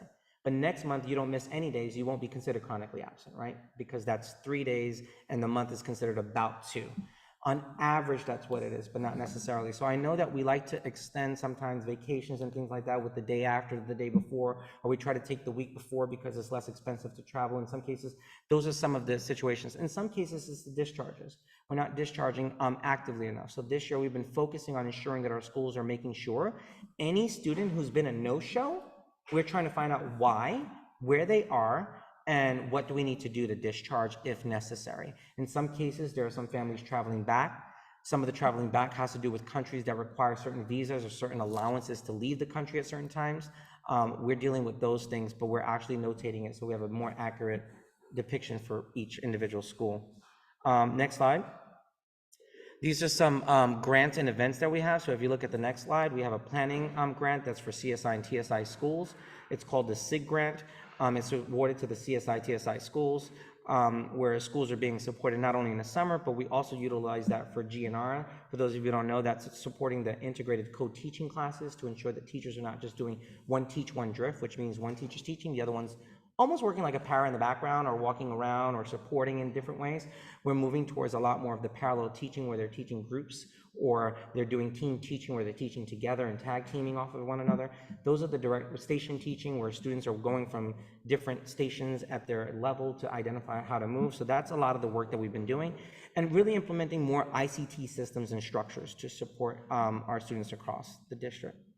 We have our trauma-informed grant. This is really to address bullying prevention, which our supervising social worker has been working with our social workers and guidance counselors across our district. We just hired Donna Dawson, who's our student service manager. She started today. So her, along with Valeria, have been working on monthly PD sessions, but outside of monthly PD sessions, other sessions to support the bullying prevention, trauma, illness, grief prevention curriculum, and training offered to school counselors across schools, as well as staff members who are having these concerns. We also, as I said to you before, the admin hub is a place where resources are being placed so that school leaders have access to additional materials. We've been working more closely with our borough safety director as well to ensure that when we're seeing data gaps and trends where things are happening, for example, multiple bullying incidences or multiple level 4 infractions, that we're sending people to the school to provide professional development and support and training on how to handle that. First, we're looking at identifying what's the root cause of the problem. Is it some of the structures we have in place or the structures we don't have in place? Is it because we're not following the proper protocols? And if so, how do we go about following proper protocols? But ensuring that the Borough Safety Director's office, along with the Central Office of Student Youth Development, is helping us address those gaps at schools when we're seeing consistency around a particular area that's a gap. And so that's a large focus on this year. We continue to have some forms of the My Brother's Keeper grant, which is the next slide, to address the most marginalized populations across the state, but we're doing it across the district. We're doing a lot of collaborating partners. You heard last month from Omar Griles. I'm not going to go into details, but we wanted you to be aware of what those were. And then the last one, we have the final year of the INSEP grant, where we've been focusing a lot on math for metamorphosis, talked a little bit about problem solving and focusing on critical thinking skills. We're doing the writing revolution to advance the students' ability to write with more stamina, but also with more depth. We've been focusing a lot on early childhood because the belief is if we focus on those foundational skills early on, it's less time that we have to focus on those foundational skills at a later time. So that's something that we're working with as well. And of course, Goldman, Sauer, and Rutherford, who's working with our special ed population for the most part. We're doing some peer professional learning projects in year 4. So there's a lot of mentorship for teachers who are wanting to be administrators. We have a PPLP, which is really them learning how to actually take on leadership roles within their own school communities to support. We're doing a lot of intervention cycles, intervisitation cycles, where we're pushing now school leaders to visit other school leaders that are implementing best practices across schools.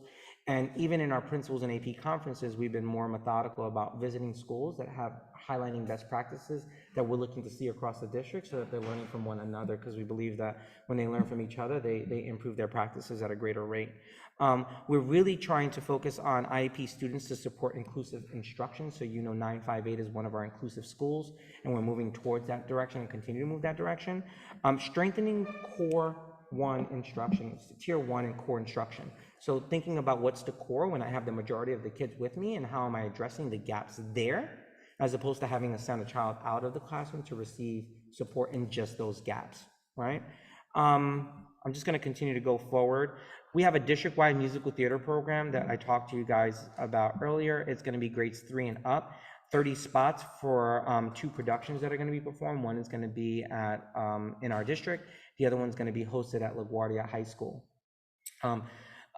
Dramatic monologues to be performed on January 2024, and the musical is in April 2024. It's going to be run by arts teachers across our district and produce at schools in our district. In the next slide, I talked about the Urban Debate League. I'm not going to go into too much details about this. We listen to the community. I know Janet Marte is probably on. We are working on what it's going to look like for our special needs population, especially the most vulnerable special needs population. And we're also working on dual language and ensuring that they're able to compete against each other in their native languages as well. So I just wanted to share that. In the next slide, you're just going to see several of the events that we're having across the district. We put visuals so that you could just get an idea of kind of the stuff we've already done, but how we're going to showcase and maximize that. And then on the next slide, you're just going to, on the left side, you're going to see a digital District 15 team. These are the team members that support my office. Every single person's email will be there. Their phone numbers are there, their titles and their names. So you'll have access to district level staff across the entire district. You might see it updated. For example, right now you don't see the data manager on there. We're working on getting a new data manager. We put our student service manager on there, but she doesn't have a phone line yet. We have to connect her phone line, but right now we at least have her email. So we want you to have transparency and accuracy around those particular things. And so the last thing right there is just Q&A. You're getting a copy of this as a forward-facing for parents. We're gonna also create a more comprehensive version of this for anyone who wants access to that as well. It's gonna be called At a Glance, so you'll have access to even more detailed information. But I didn't want to overwhelm the community with just words, so we gave the general gist of what we're doing, but you will receive a copy of an At a Glance, as well as a literacy plan that we're putting together, but we're doing it collectively as a district, and eventually we're going to be asking for input from the CEC as well as our parents through surveys to identify where are the gaps so that we can help close some of those gaps. And with that, all right, I'd like to open it up, questions or comments up to the audience.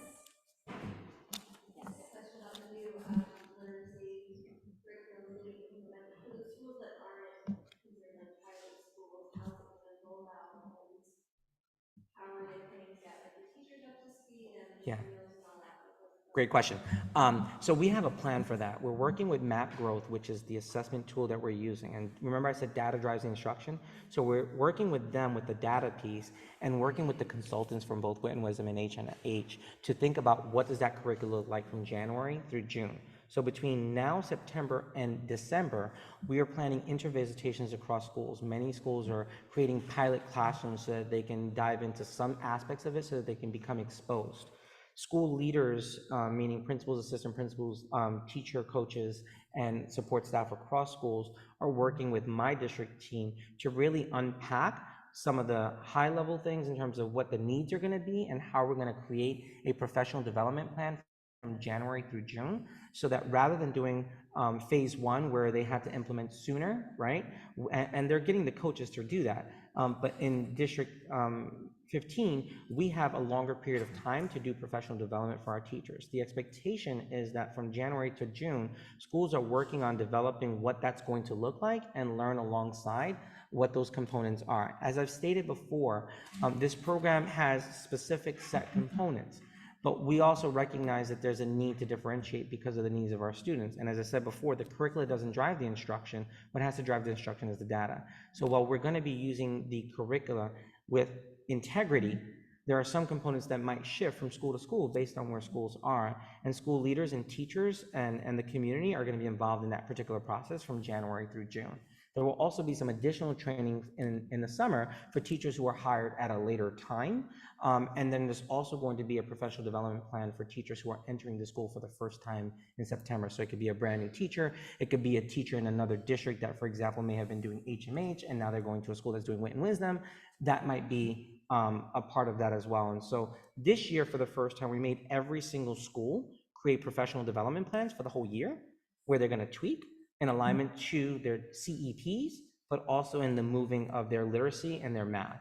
And so the hope is that they're going to be doing, not the hope, the expectation is that they're going to be doing the same thing next year, except next year's plan will have to bring into the account that there might be new teachers that were never exposed to the new curriculum.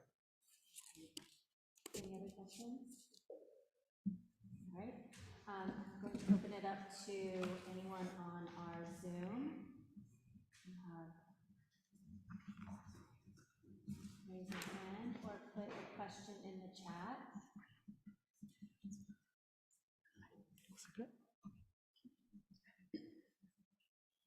I'd like to ask our translators if they could ask, anyone has questions?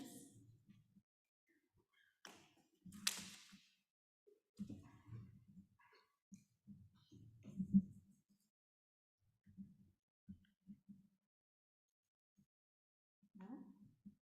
I'm going to go down the roll for this CEC council members. Nancy Randall. Antonia. Thank you for including me on your, for that. I'm blushing, I'm just blushing. Thank you, that was very comprehensive. Vanessa. Just a follow-up. So now that I understand that the CEPs are going to be informed, or the curriculum is going to be informed by the is also put forward as the goals of the CEPs. Is there a way to since we already have those plans on how the curriculum is constructed based on goals, is there a way to see those plans? I presume they change from school to school. Yes. So is there any way that, for instance, as liaisons, I would like to see where the school is applying certain type of curricula that aligns with the CPs and what is happening from year to year. Yeah, you should be able to see at the SLTs, they should be sharing the CEPs because that, like the DLT, would be the place where they're sharing that information. If you're having issues getting access to it at the particular school level, so right now the SLTs are still with it because it's still not finalized. Once it becomes finalized, it becomes a public document. But certainly as a parent, you're welcome to go to SLT and ask those questions of the constituency, or the PAPTA or other members there can actually report out to the actual community to share what's actually happening in those particular plans. But just to give you an idea, you can access last year's CEP to see where people were and then try to compare it to what this year's is going to be. I believe my office was required to give feedback. We gave feedback early on, about a month earlier than expected, because my team was very comprehensive at giving them feedback, and schools are in the process of making adjustments. As you could imagine, they just recently received their scores, so they're also probably going to make even further adjustments. I'm just caution the schools not to just use state data to just determine what their I keep saying DCP, that's me, what their school CEPs are going to look like, because there's a lot of variables. For example, the number of students tested versus the number of students who opted out. You don't want to use standardized test assessment data to be the only determinant of what you're going to do in your CEP, because if very few students tested, you really need to use the data that you have, like the universal screeners, which are a requirement. Those are not an opt-out. You have to take them. But that helps with foundational skills. So creating your CEP around multiple data points, suspension rate, looking at differences in terms of ORS incidences, looking at formal or informal data, assessment data, anecdotals, things that schools are doing in terms of inquiry teams, all those things should be used to make up how they're actually creating their CEPs. Sorry, can you save your question for, thank you. Nancy? Can I give her some of my time? Never mind, I'm rabble-rousing. Okay. Thank you. That was like the fast forward button. I'm amazed how well you do that too. I understood everything you said.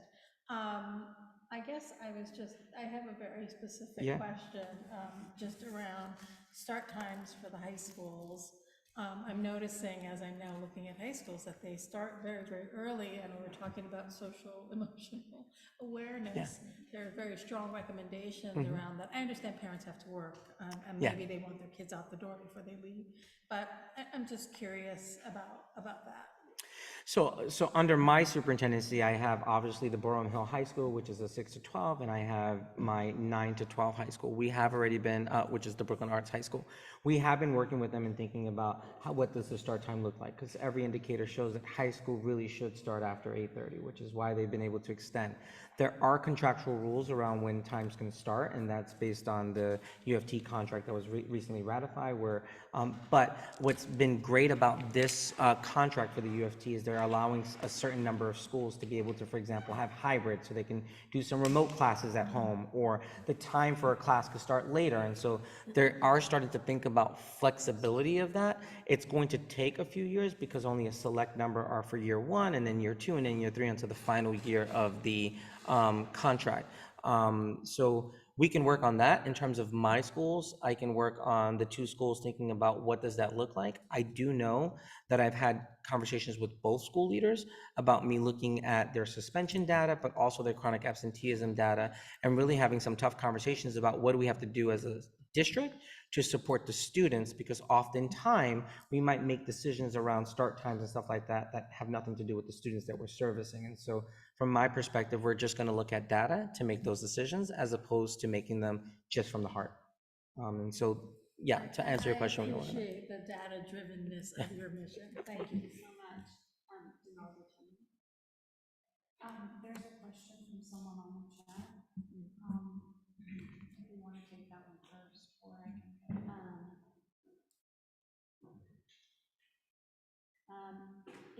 possible to host a meeting with the Division of Special Education? Some updates on what they are doing to support the district. Yeah, I mean, if the CEC would allow, we can definitely coordinate to have special ed office have a presentation. Maybe we can get Sandy Ferguson or Peter Schmidt to have a representative come and have conversations about what you would like to hear more about. If Janet, if you can send some more specifics around what you want to focus on, that would be helpful, because then we can have them prepare some information around what you're looking to see and hear. Thank you. Thank you so much for your report. I just had 3 data requests, and I can email them. Yeah, and yeah. take them out. One is just an updated school enrollment data set. For each site. Yes. Okay. Second, the budget for this year's New York State immigration project, how are the funds allocated? And then third, the list of school improvement grant schools in our district. Thank you. So you want the list of the CSI, TSI schools, and then the budget INSEP allocations? For New York State immigration. Yeah, the budget INSEP allocations, right? And then updated enrollment by school. The question is, when do you want the updated enrollment by school? Because it changes daily. Do you want it for the next meeting? Do you want it for the October 31st cutoff date, which will then show what schools are getting for funding? Because right now we have an influx of in and out of schools. I think a week before the next meeting would be great. Okay. Yeah.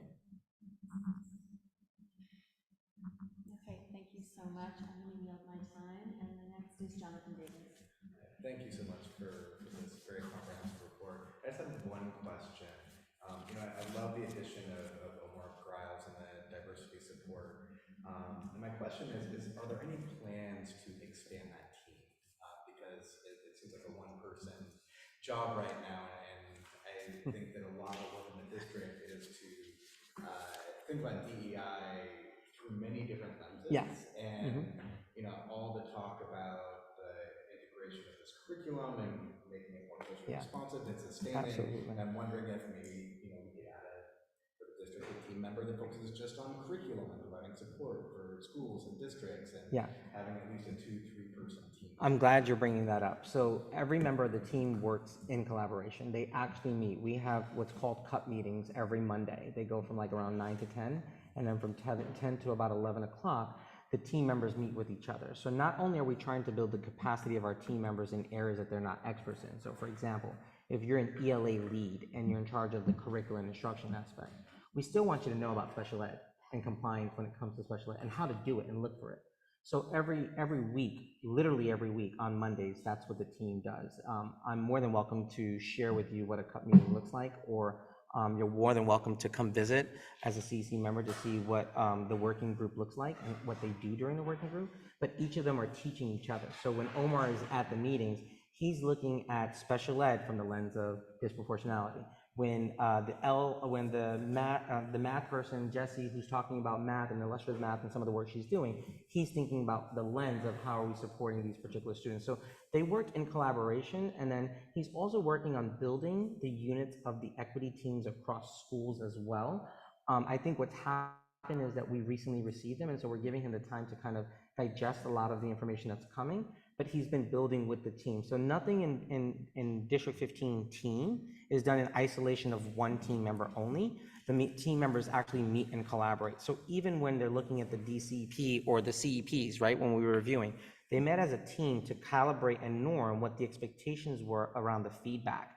And then they went individually to look at the schools that they were assigned. So sort of like the CEC members are assigned several schools, each team member on my team is assigned certain schools that they function as the liaison to on a consistent basis, so there is consistency around particular supports.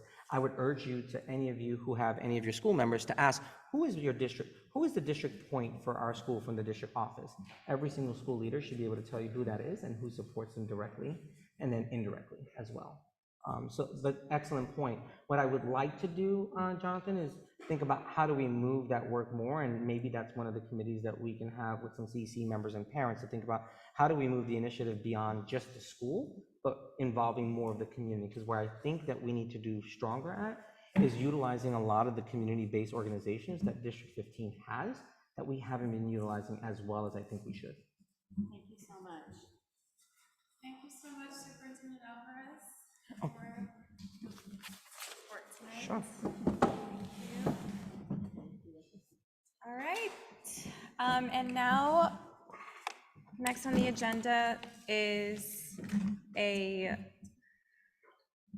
presentation on student privacy by Lainey Hameson of Class Size Matters. Lainey, thank you so much for being here. I see you. Thank you.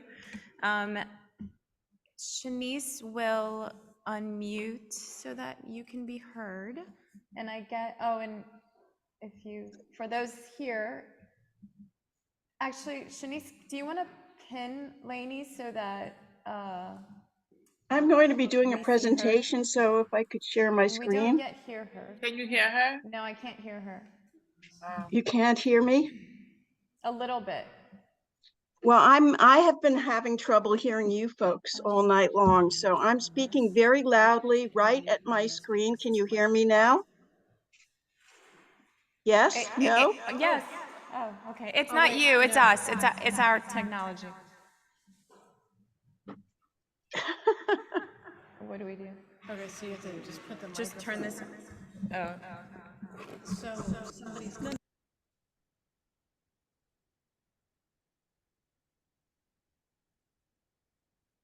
So can I share my screen, please?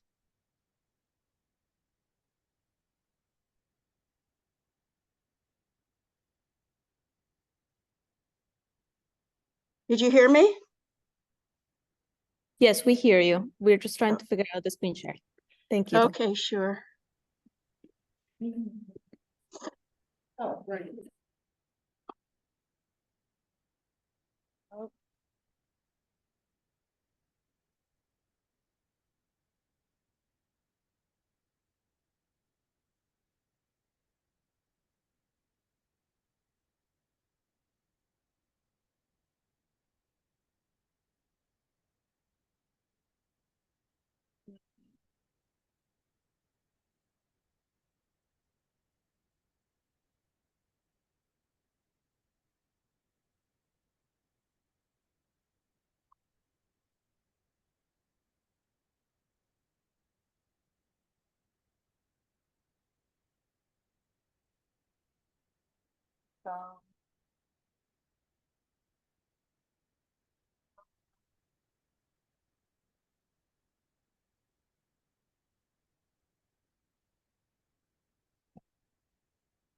Yeah.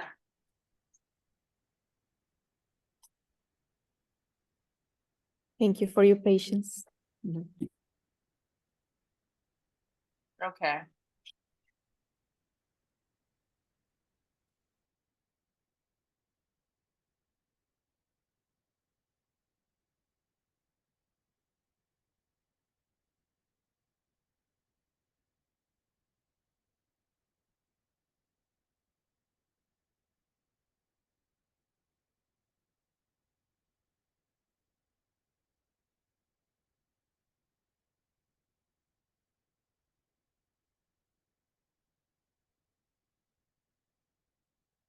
Oh, Lainey, can you hear us?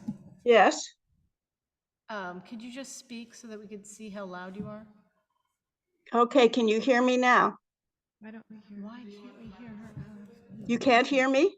Can everybody hear? Yes, we can hear you. Okay, we're good.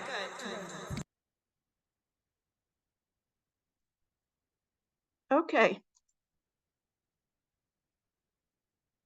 So thank you for inviting me today, tonight. Can you still hear me? Yes? Yes, you can hear me? Yes, we're good. Okay. Clear. All right, so I'm going to do, hopefully a brief presentation on student privacy, how we got here and what DOE should be doing but is not doing. Here's a little bit of context. This whole issue really came to the fore in 2013 when the Gates Foundation formed a corporation called In Bloom Inc. with more than $100 million that was designed to collect the personal student data of 9 states and districts and hand the data off to ed tech vendors to build their products around. We got upset about it in New York City, New York State, other parents and district leaders got upset across the country, and the pushback was so strong that every single state and district pulled out of the In Bloom. The state legislature in New York State banned it, and in April 2014, In Bloom closed its doors. And what we found out from that experience was that the federal laws, which we had assumed protected student data, especially FERPA, had been weakened over many years of rewriting regulations, and there was really nothing that was protecting our student data from being shared with practically anyone without our knowledge and consent. And as a result of this realization, 24 new state student privacy laws were passed in 2014, including in New York, 77 more laws in 2017. And as I said, New York State passed this law, Ed Law 2D. And finally, after many years, SED finalized the regulations in January 2020 after a lot of pushing. But they're really not enforcing the law either at the state or the district level. What does the law say? So it's a complicated law. It's got a lot of provisions, but these are the ones that I think are most important. Every vendor that has access to student personally identifiable information must have a contract with a special addendum to the contract called the Parent Bill of Rights that sets out how that data is going to be protected, and that Parent Bill of Rights, or PBOR, is supposed to be posted on the DOE website. All the data is supposed to be encrypted at all times at a very high level of encryption, one that's aligned with NIST, which is the National Institute of Standards and Technology. Student information cannot be sold or used for marketing or commercial purposes. The vendor access to the information must be minimized and deleted when no longer needed to carry out the services that they were contracted to. Parents must be informed how they can access their children's data, even when it's held by vendors, and challenge it if it's inaccurate, and that's sort of modeled on FERPA. There are specific notifications required of vendors and districts when the data breaches, including families to be informed within 60 days of the district finding out, and vendors can be penalized financially by the state if they don't comply with the law and or barred from future contracts. So far, the state has never done that, even though they had plenty of cause to do it. And many other groups have found that the DOE is not sufficiently protecting student data. The Special Commissioner of Investigation has repeatedly asked the DOE to establish more protective policies and practices. I provide the link to there where you can see it. One of the ones that they've repeatedly asked the DOE to do is stop school staff and CBO employees from contacting students using their personal cell phone numbers or social media accounts, which the DOE has refused to do. They've repeatedly urged them to do this almost every single month for several years now. They asked the DOE to stop using free products and services or allowing schools to sign up for these click wrap products until vetted by trained personnel for privacy. I brought this up repeatedly with the DOE data privacy officer. Other districts were stopping this. DOE has only recently said that schools should not use unvetted products. The SEI also noted in one of their discussions with the DOE that the DOE promised to stop using unprotected Google Drives in 2020 after one breach occurred and tell the staff to stop using them. DOE said they would do that, but then the additional breaches happened from those drives twice in 2021. And then the DOE sent a letter to the SEI in response to a letter that SEI sent them, noting that two of its most significant corruption hazards in 2022 were the procurement, distribution, and safeguarding of air purifiers and data security. So the state controller did an audit last May, finding that 80% of DOE's cybersecurity incident reports, which is what they call their breach reports, lacked enough detail to tell if students and teachers were informed within the legally required timeline. In more than half of the incidents, the city blew past the legal deadline, and we don't even know whether they told parents of all these breaches. And yet, as we've heard recently, the DOE is determined to expand the use of EdTech and online learning in schools throughout the city, which we believe multiply the risk of more data breaches, and now they're going to be using AI bots as well. So, as I said, these Parent Bill of Rights are supposed to be posted on this DOE web page, which has a very long name, which you can read on the screen.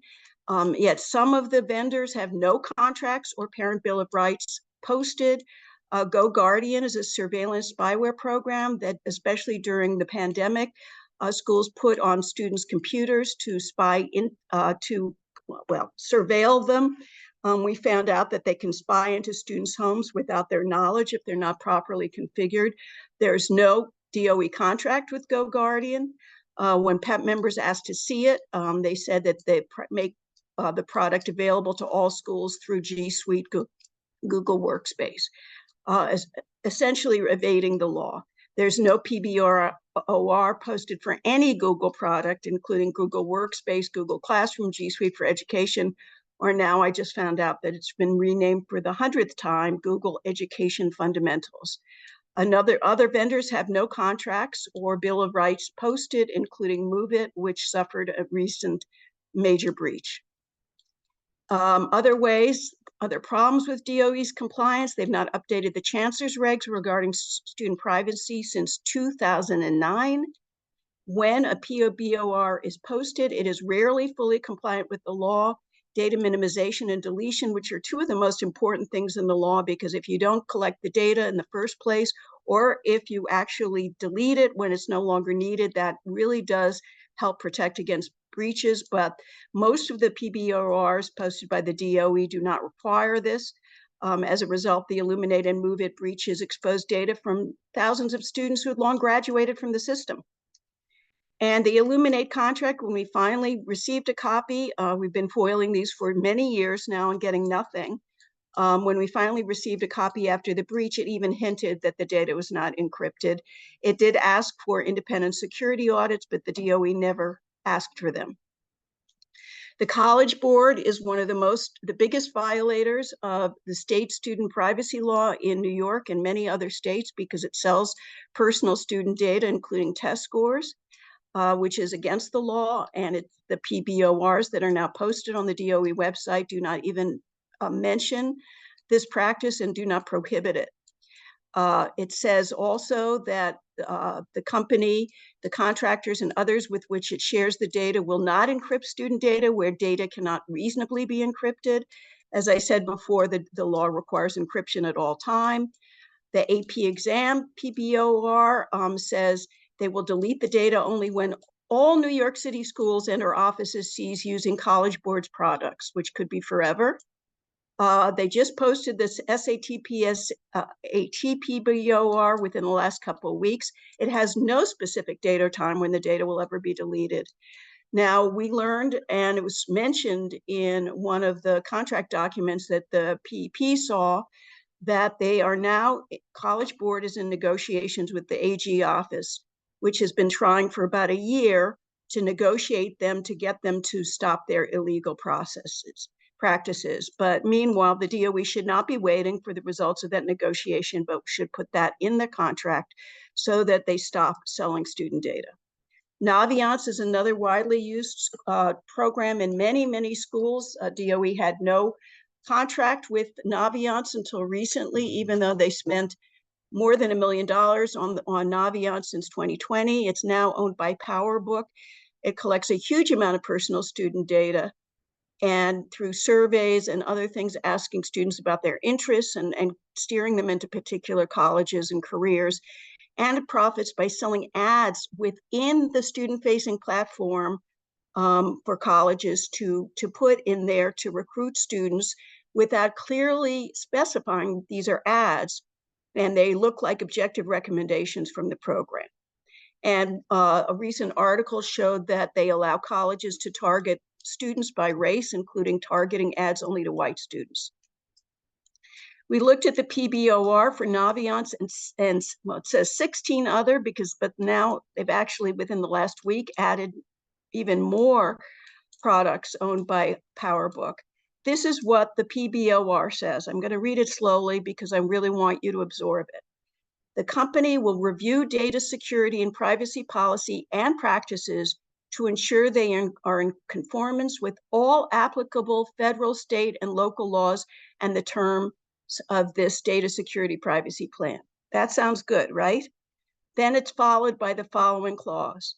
In the event that processors' policy, meaning Power School, and practices are not in conformance, processor will implement commercially reasonable efforts to ensure such compliance. Basically, what they're saying is they will only comply with federal and state law on the terms of this agreement if it doesn't unduly affect their revenue stream. So this is just some of the Power School programs that are listed under the PBOR under those conditions, not prohibiting the sale of data, not requiring encryption at all times, and making other, not requiring data deletion either. This includes special education programs, behavior programs, assessment programs, enrollment programs, teacher training programs, curriculum programs, et cetera, et cetera. So what should the contracts require? Again, no vendor should be able to access any student data without a legally compliant contract and a PBOR posted on the DOE website. They've had almost 10 years to do this. They should do it. Contracts in the PBOR should specify what specific data elements can be accessed by the vendor. When we had the Illuminate breach, it turned out that parents asked the DOE what data elements were breached, and DOE had no idea in many cases. The contract should say for what specific purposes they need the data, and they should require strong encryption at all time, independent privacy and security audits, and the DOE should ask for those audits. They should require at minimum that the vendor delete the data when students graduate or move out of the district, and optimally at the end of every school year. Montgomery County schools in Maryland have a data deletion date in which they do this for most of the data that's held by vendors. And contracts and PBORs need to clearly prohibit the sale or the commercial marketing use of student data under all conditions, which is in the law. So the city controller has a role to play in this, I believe, because he has the authority to refuse to certify any DOE contract that doesn't comply with the law. He should do so in the case of vendors with access to personal student data. He should also audit the already certified contracts that he has approved with vendors to see that those with access to PII include contracts and parent bill of rights that fully comply with the law and that they're posted on the DOE website. He should also use his bully pulpit to propose what changes are needed in the law enforcement or policy to ensure that personal student data is better secured and protected. And we are putting together a group of New York City parents to help us advocate and do research on this issue. And if anyone on the CEC or in the audience is interested in helping us with this, our email, our info@studentprivacymatters.org is on here. I'll put it also in the chat, and we are looking for volunteers. And I'm happy to answer any questions that you have as long as I can actually hear them. Thank you. Thank you. Thank you, Lainey. I will open up to our audience. Would anybody like to ask a question or have a comment? No? To our participants, our audience on Zoom. If you have a question, you can put it in the chat or raise your hand. Also ask our interpreters, our translators to. I'll also make the PowerPoint available to your CEC so you can look at it at your leisure. There are also hearings tomorrow in City Council by the Technology Committee and the Education Committee. You can still sign up to speak or submit comments. It's going to be mostly focused on the expansion of EdTech throughout the city, schools, which again, we feel very ambivalent about, not only for the privacy reasons, but because in general, I don't believe EdTech works well, especially for our most disadvantaged students with the least support at home. Thank you so much. I'm gonna now do roll call with CEC members. Nancy Randall. Lainey, thank you so much. I wanted to ask you, I don't know what whichever one it is. I wanted to ask you, what can the PEP do, if anything?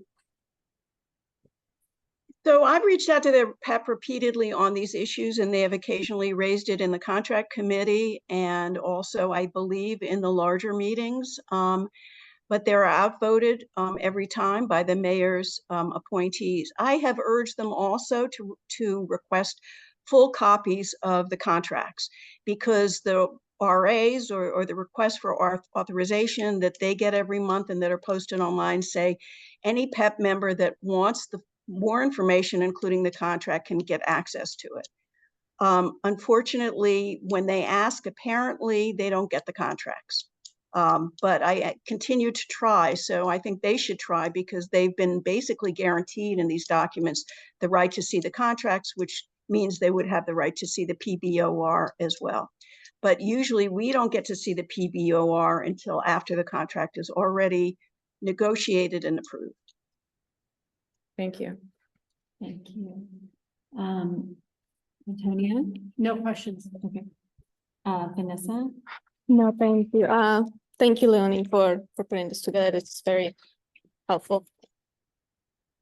Nancy Cruz? Hi, thank you so much. I'm so curious.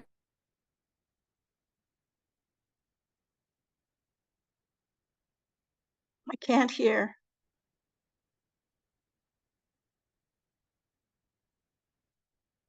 Is this not on? I can type it too. And then, I was just curious if you could make the rounds to help educate parents about this, like at President's Council meeting, PTA meetings. Yeah, I've already been invited to CEC 2. I'm willing to go to any meeting that I'm invited to. Okay, well, thank you, really, thank you so much. This is such an important topic. You can't press that every time you move it, like when you press it. No, it was off from a. Thank you so much. I really appreciate your efforts on everyone's behalf. Thank you so much. I appreciate all the info. Jonathan? Thank you. Thank you. No questions. It was very helpful. Thank you so much, Lainey. Thank you so much, Lainey. Okay. Very much appreciative of your coming tonight. This is comprehensive information that, as Nancy Cruz said, I think we need all parents to understand just the gravity of the situation. So, very grateful. Thank you.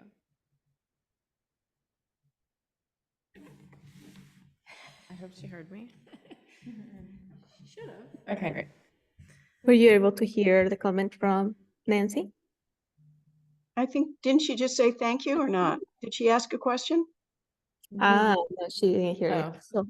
Oh, I guess you didn't hear me. I just said thank you. Thank you so much. This is You're wonderful. welcome. You're very welcome. Happy to do it. Thank you. Okay, it is 9:22 and we have to be out of here by 9:30. And I was speaking to the people on Zoom. And I know that we have someone who would like to make a public comment. And because that's not on. And because of that, I move to amend our agenda again so that we can move public comment to before the resolutions, so that we may give the time for our audience member here, community member, to speak. Do I have a second? I'll second. We must vote. So let me go through the roll. Okay, the roll. Councilmember Nancy Randall. Yes. Councilmember Antonia Ferraro. Yes. Councilmember Vanessa Gonzalez Wilka. Yes. Councilmember Nancy Cruz. Yes. Councilmember Donalda Chumney. Yes. Councilmember Leslie King. Yes. Councilmember Jonathan Davis. Yes. All right.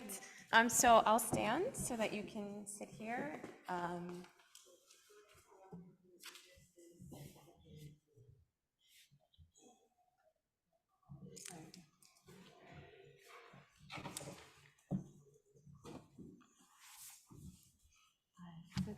tell me Talking where. to there. Thank you, everybody, for being so patient.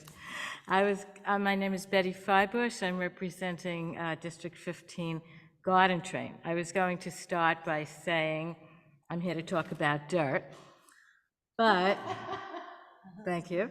I really want to build on what the superintendent said. If you can reach them, you can teach them. And I think that's what garden education and food education is all about.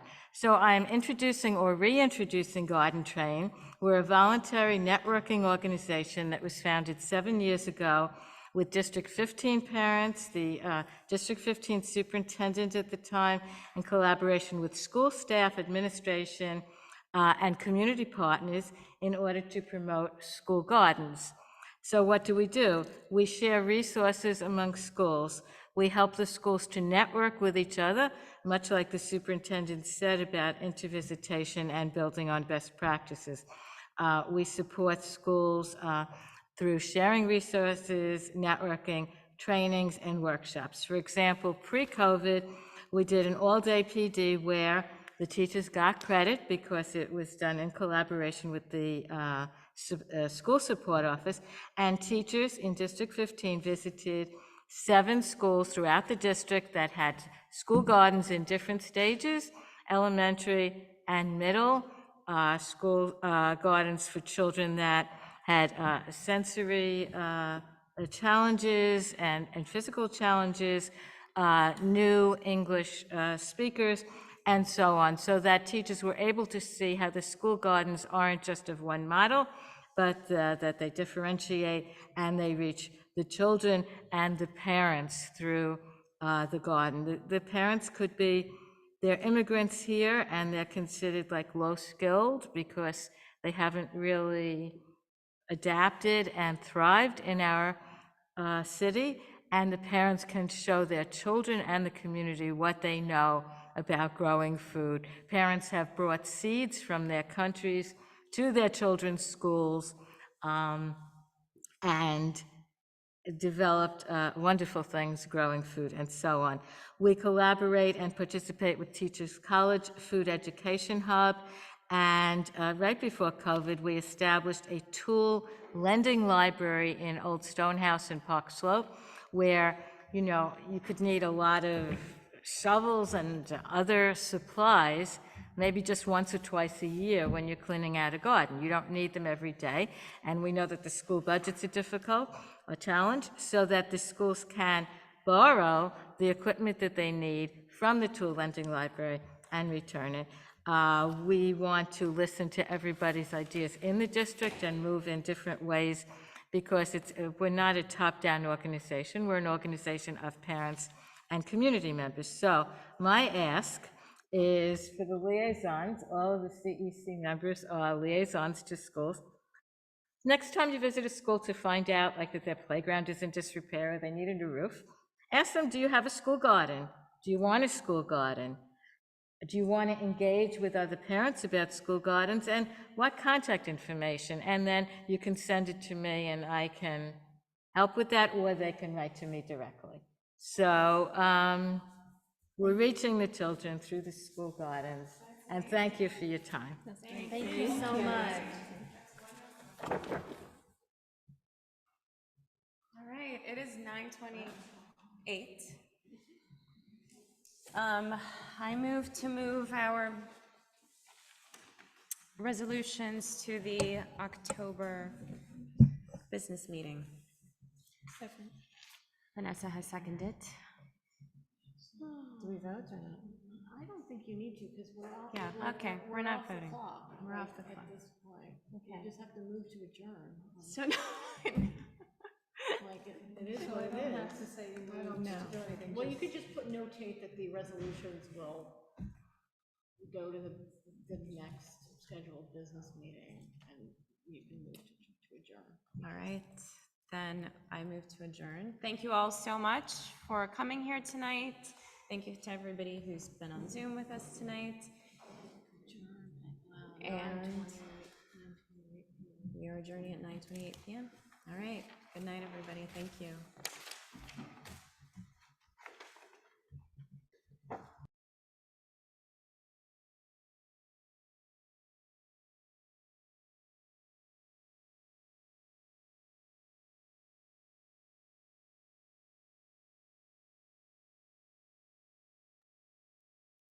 Thank you, interpretation. You're dismissed.